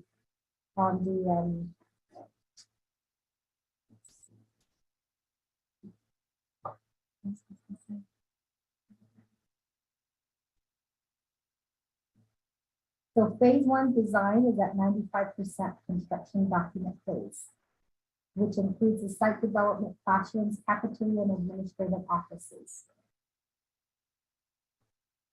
And so right now, A&E is the firm that is currently doing the design right now.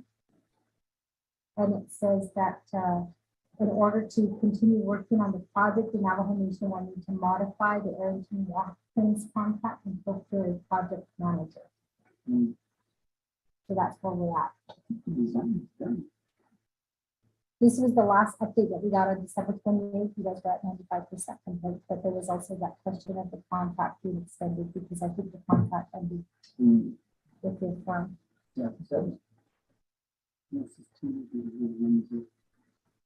Yeah, and my understanding is there's going to be several phases. So this is the book that we did take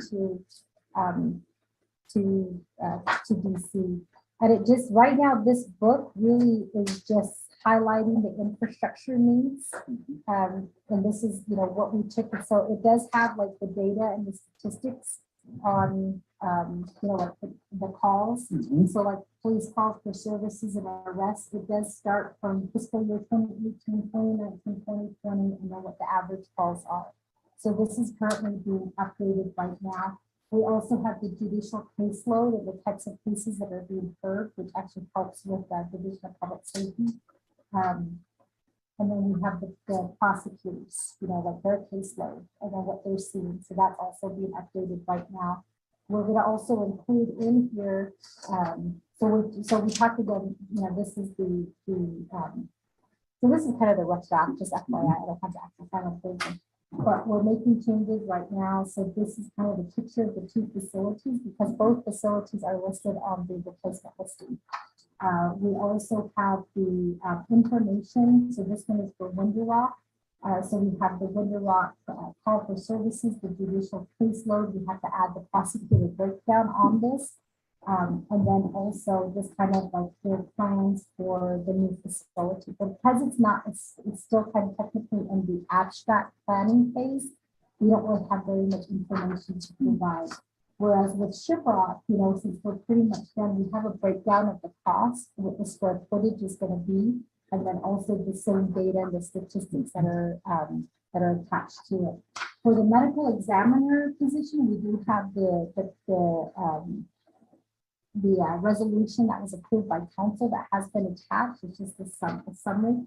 But we also have the job description that's being posted right now, letting Congress know that, we're not expecting IHS to take on the full load of the contract, but if they could meet us halfway, we could actually hire, a medical examiner and pay them what they normally make. And then, with that, so within this section, that's what we're working on right now, is adding in the information for the medical examiner, like the deaths that are currently happening on the Navajo Nation that have not been reported by IHS is coming in through CI. So that data has been shared with us, and we're putting it into this type of format so we can include it. So each of the facilities have a breakdown on what is needed. So we have the DPS, and then in the back we also have the judicial, because judicial has your own separate project. So like Kayanta needs a court, so there's a separate area that has nothing to do with DPS. So that's kind of where we're at. So we put this together with all of the information, and then also, what we're looking at as far as costs, with a complete breakdown of a little over 500 million that would be needed if we were to get full funding for these facilities. So a lot of work. And so, Looks like it. so that's why I'm saying my booklet keeps getting, keeps getting bigger. As I get documents, I just kind of, have been putting it in this book, and I need to update it. So that's where we're at with the infrastructure. And then part of that we also included, in asking for funding, for increased funding, we did ask for increased funding for manpower. We also asked for increased funding for infrastructure needs. And then there's also operations and maintenance, funding the medical examiner's position. But at the bottom, we have public safety and justice housing. So you guys recently did receive money from BIA to build public safety and justice housing. You guys are currently using those funds, and it's going to be built in Concord. I'm sure you guys have heard about that, right? Okay. Yeah. So you guys did get funding, and I can share that funding when we talk about the budget and finance meeting. There is funding that came down from BIA, and I think it's enough to build possibly 3 houses there at Crown Point. So we have had the discussion with Director Delmar to ask, do you want to build housing, or should we look into building dorms? Dorms, because you can recruit officers from different communities, and they can stay there. Since you guys are doing 410s, they could stay there in the dorm and still be able to go back to where they live. But he's saying housing is a huge concern. We are also trying to work with NHA to see if NHA can cover housing costs for officers. They agree. But what we're running into, and we actually had a very frank conversation with Chief Francisco the last time around, was Chief was worried at that time that, it's difficult for an officer to live in NHA housing because people will knock on their doors and think that their officer is 24/7. And that's what NHA is, I guess, what they've envisioned when they've given the house to DPS, is that these officers are going to be our officers in our, in our complex. And so a lot of the officers are saying that's not how it works. Actually, that's how it works. You don't have a house payment and you don't pay for your utility. Well, that should be the agreement. Well, and so that was kind of the issue that did come up, is when how do you guys want to do this? Because NHA is saying that's part of the agreement, is we'll give you guys officer housing, but you guys have to be on call for us when things happen there in our community. And I know that there was there was some, I don't want to say misunderstanding, but there was some disagreement on that part of it, because there were some officers who were saying that means that we're 24/7. And, even on their days off, like NHA is requiring us to place security, and that's a lot on an officer. So we've been trying to negotiate with NHA to see, how we can do this. Because I think NHA is only allowing a certain number for police officers for housing, only if it's available is the other thing. But that's what we're looking at for public safety housing. When we looked at, we were looking at travel visits. We went to the shelter, festival, and so what we were thinking about is if, for positive, let's set up two camp trailers. And then we could actually, they can live and set them up behind the EMS facility there. Hook them up to water and sewer, and they can live there. And it's somewhat secure area. But then we also had our commanders reach out to chapters and see if they would be willing to do this also, like install two hookups for two camp trailers, and because they're like 30. We went through it like $35,000. Yeah. It was like buying a police unit.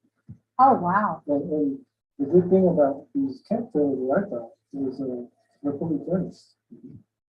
And you just park them there and you live it. You don't have to buy couches, you don't have to buy bread.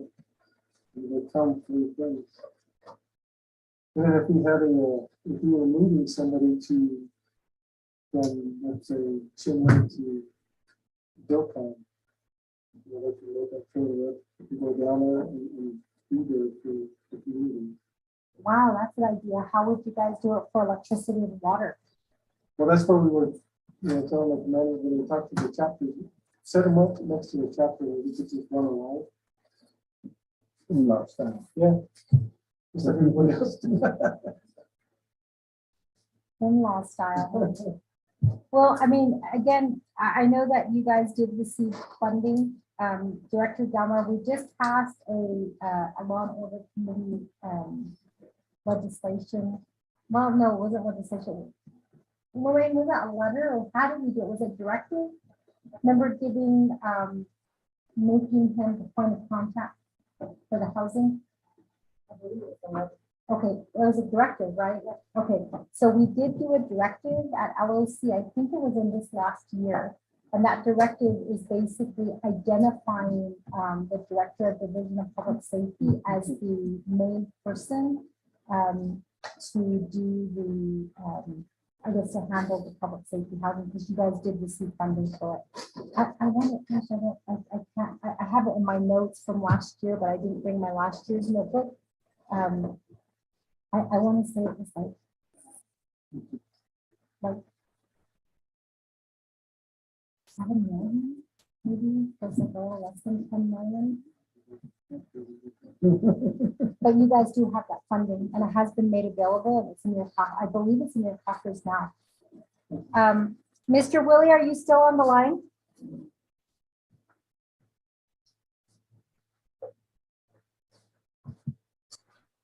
Mr. Willie? I guess we can find that out from Robert Willie to find out if it has gone into your coffers. But I know that that money, it was announced, and there was a formal announcement made through BIA, and then also Navajo Nation accepting those funds. And that's why we, at LOC, that one of the requirements is we had to do a point of contact for that project, and Delmar is the point of contact. So he's the one who, and he was saying he's going to build it in Hong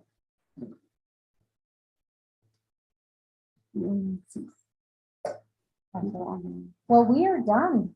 Did you guys have any other questions or anything else that we need to add, aside from scheduling the meeting to talk about budget and what to expect and how you guys can start preparing for that? Well, just to real quickly on that concealed carry, what I was going to mention is what I heard was they tried to combine the registry with And then I guess the push was to have PD maintain that registry. And I think that's where the pushback came from. Is it pushback from PD or is it pushback from somebody else? I think we were part of the pushback. So you guys don't want to be like, Well, I think that concealed carry law should happen. I just the whole registry, the way they were trying. But I can't remember because this would have been 2 years ago. yeah. I don't know exactly what they were asking us to do. So right now with what we have right now is not, it's not titled concealed weapon, but we have unlawful carrying of a deadly weapon. And that's a person commits unlawful carrying of a deadly weapon if he or she carries a loaded firearm or any type of deadly weapon. And there are exceptions, and the exceptions are peace officers and lawful discharge of their duties. Yes. A person in a private motor vehicle or other means of conveyance for lawful protection of the persons or another person or property while traveling, and such weapon is located in a closed trunk, luggage, or glove compartment of a motor vehicle, which obviously is concealed. Doesn't make any sense because if you're carrying it for protection, then So why would you you're have supposed to it? get it out of the trunk, out of the luggage. Oh my God. Okay, then it says a person in his or her residence or on a real property belonging to such person as an owner, leasee, tenant, or licensee. A person or persons carrying or discharging a firearm as an integral part of any traditional national or service, and a person engaged in hunting of game or predatory animals. I think the pushback for the registry would be then just the idea of keeping track of citizens. What it does.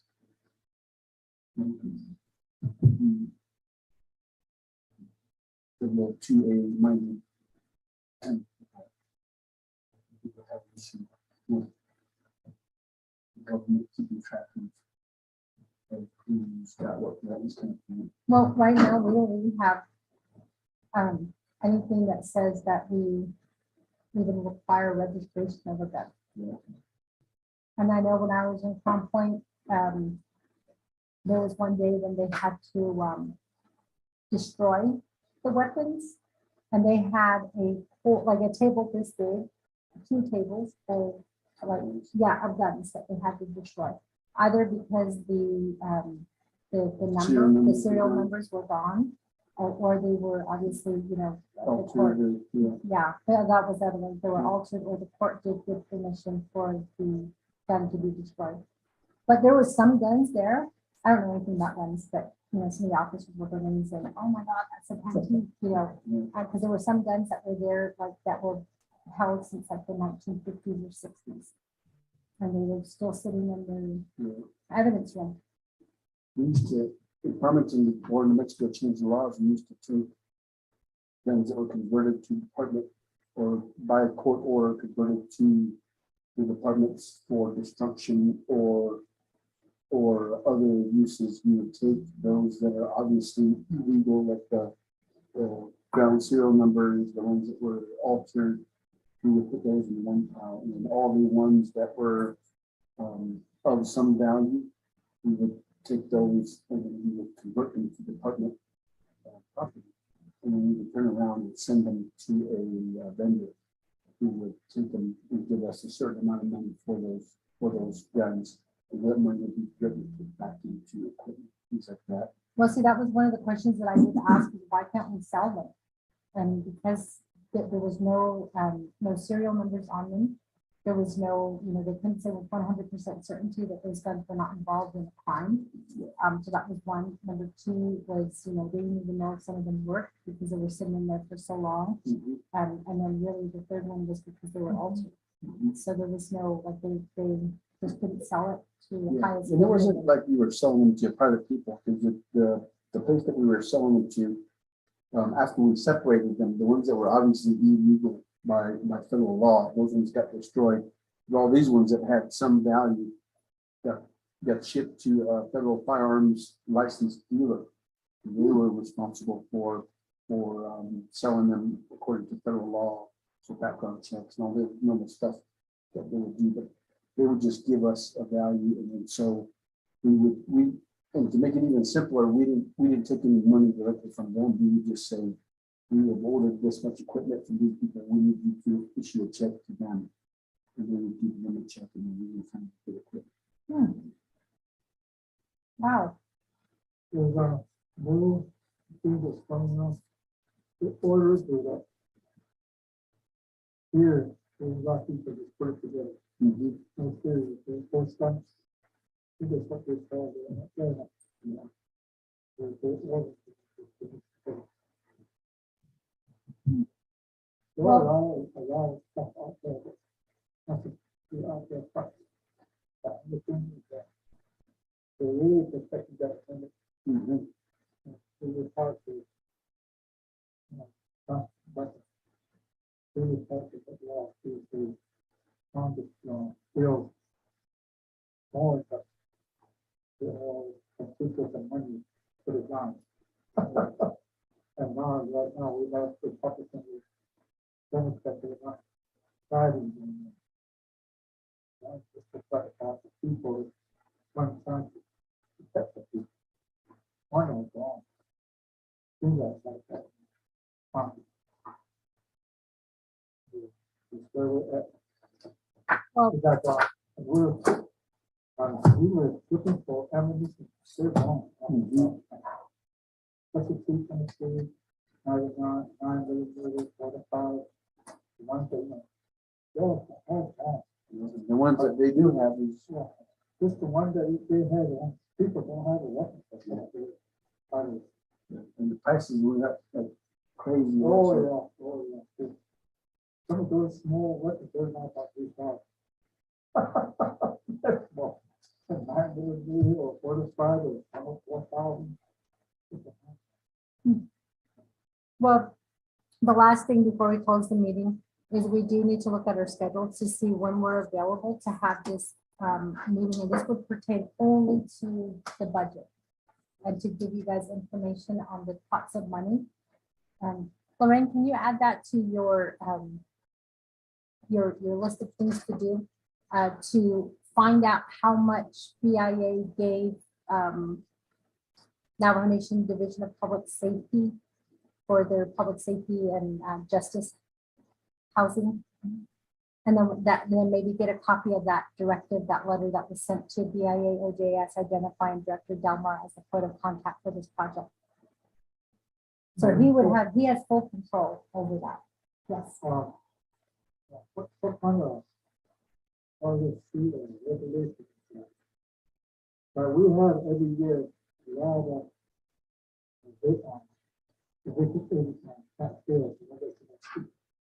they don't feel it. It just comes out and out in there. And money always has to be. What would it be if we put a law on it? So 3 years or 3 years, if not filled, they're on the automatic goes back. The more sports, we get more policemen. Are you talking about the carryover? Or are you Yeah, talking all about? that money that we get for employees to apply for a job, we all not sure. It's always like that. Delegate Vince James, are you still on the line? You got off. Okay, that's a good question. If we can bypass it, where we can use What that was money that for called, police Lorraine? department. Yeah, so like remember where each division or department gets a certain amount of money to hire? And then every year if they don't hire, some of them get bonuses. You know what I'm talking about? Because of the positions that were not filled. Yeah. Well, we can re-identify it in other ways too.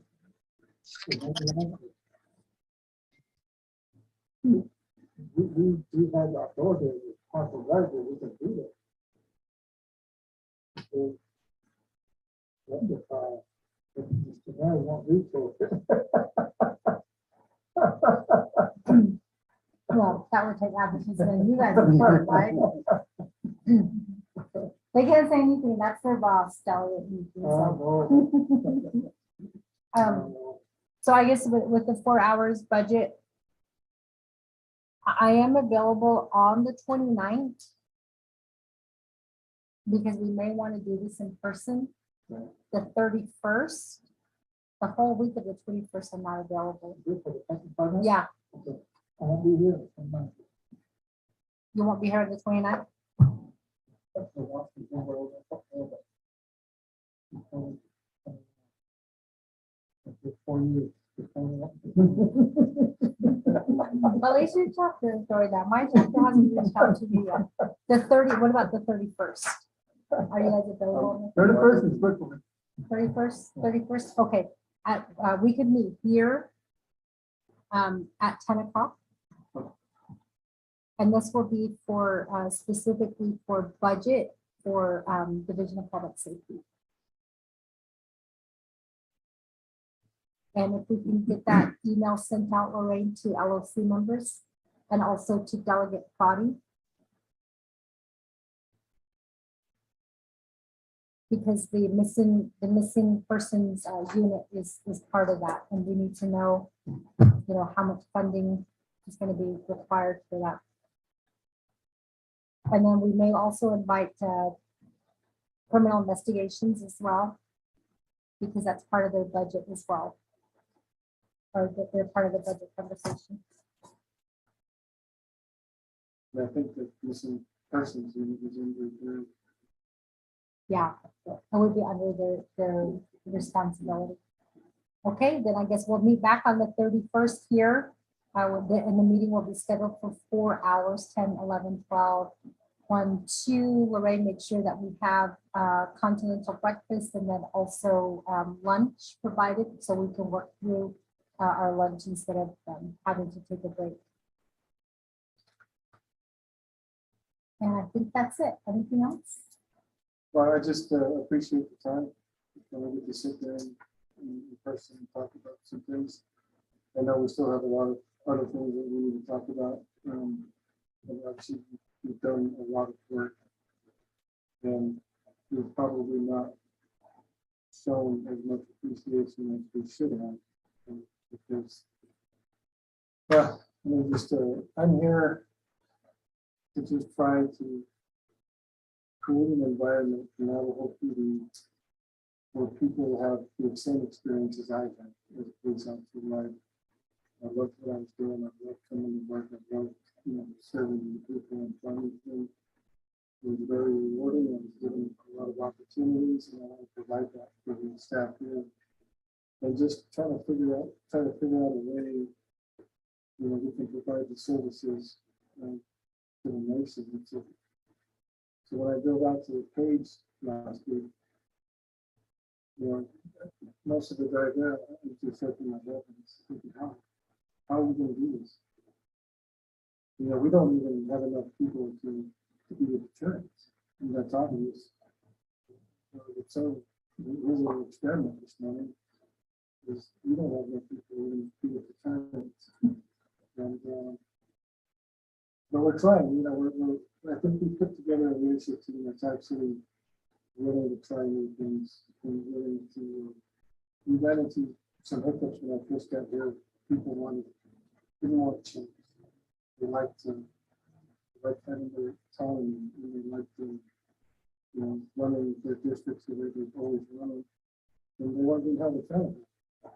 And you start holding people accountable, they start complaining. But I'm here to do whatever I can. We bring in people like Lieutenant T, who has a tremendous amount of experience, and we've got all these ideas for recruitment.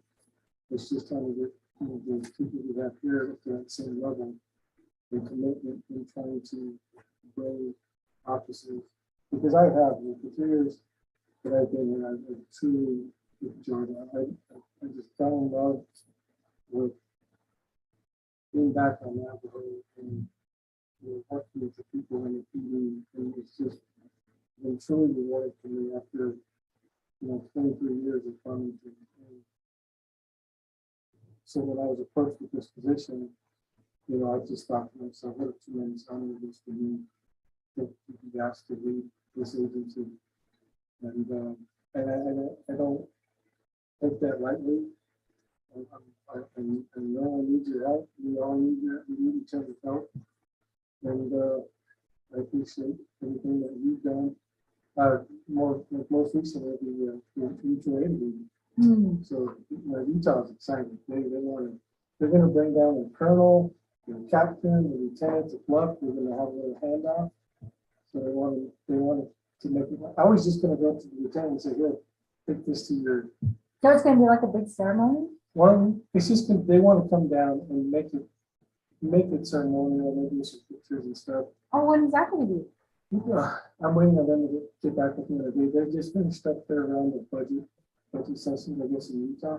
If you could let us know, I mean, I'm sure Law and Order Committee would be happy to travel out there as a.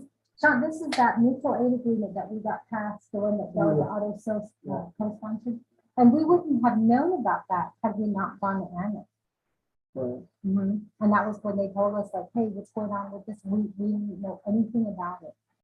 So yeah, that was my call was at that point.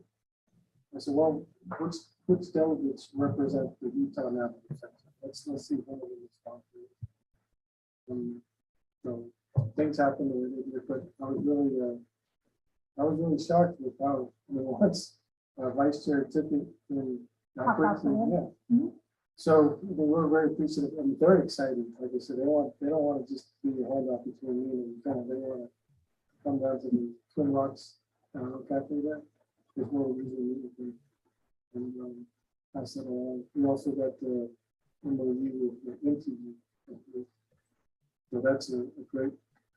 I mean, you talk about hiring, setting them on a path to succeed. This agreement that Lieutenant has with interview. There's a way that we're showing we care about our employees and we want them to be successful. And in addition to that, the Lieutenant brought the YNS project in that relation. I'll have them explain it in college. But when I you invited me. Okay. So yeah, we want you to kind of, if you have the opportunity to be involved in that somehow, because after this, we're going to look to expand it. Yeah, it'll be something that all of your staff here will have an opportunity. They're looking to get a better idea of understanding of law enforcement and self-defense stuff like that.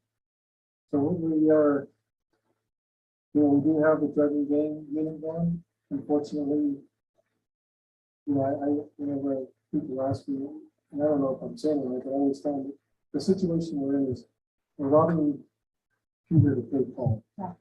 So you get this money, when you start the drug and gang, like, okay, we have to take people from districts. And so it's a small unit, but they're doing things, and seizing a lot of alcohol, a lot of drugs. Making a lot of arrests, and it's just good things are happening, but they're happening very slow. And we just want to keep that momentum going. With the help of you all, with the budgets and stuff, come up with these actually as it's a reality with the bonuses and stuff like that. So I'm sorry for that. Fellow speakers. Yeah, I'll be right over in about 10 minutes. I'm finishing up my meeting here with the Division of Public Safety. That's okay. I'll be there. I'm actually going to wander up in the OLC building, so I can be over in 10 minutes. Oh, really? Okay. Yeah, will it take long?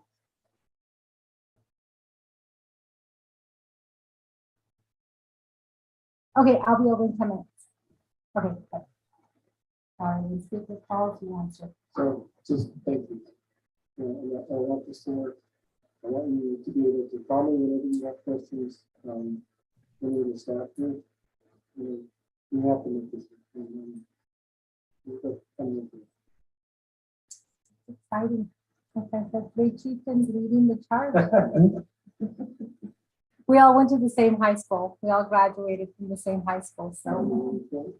What high school? Shipbot High School. Yeah, both of you are on the football team, right? And I used to be a cheerleader, so. Cool. Yeah, couldn't get any better than that. I'll be on the side cheering you guys on, okay, if you guys make changes to what has happened. Well, I will say that I'm really excited, and I think that a lot of the ideas that you guys are bringing forward, that really is the foundational, I guess, the want from our people is, they tell us go to school, and they tell us, go out there, go gain that experience and come back and bring it back to and I think that some of us are trying to do that, and you are right that there's always that, that there's groups of people who don't want change and they want it the same way. And I get really frustrated when I hear during budget session, well, that's how we've always done it. And so my response to that is, well, it's not working. So why do you continue to do it that way? Obviously it's not working. So we are here. And we're super excited, to be working with you, and we have been working. As you can see, we have been working, to try to address some of the issues, and it is a slow pace, like type of movement that has to happen, or change that is currently happening. But I think if we work together, I think that it's going to move a lot faster. Because, like I said, most times DOJ, OJS, they're smart. We're done with the meeting, by the way, so I'm going to go ahead and close out the meeting. Thank you, everyone who joined us. We're closing out the meeting now. Thank you.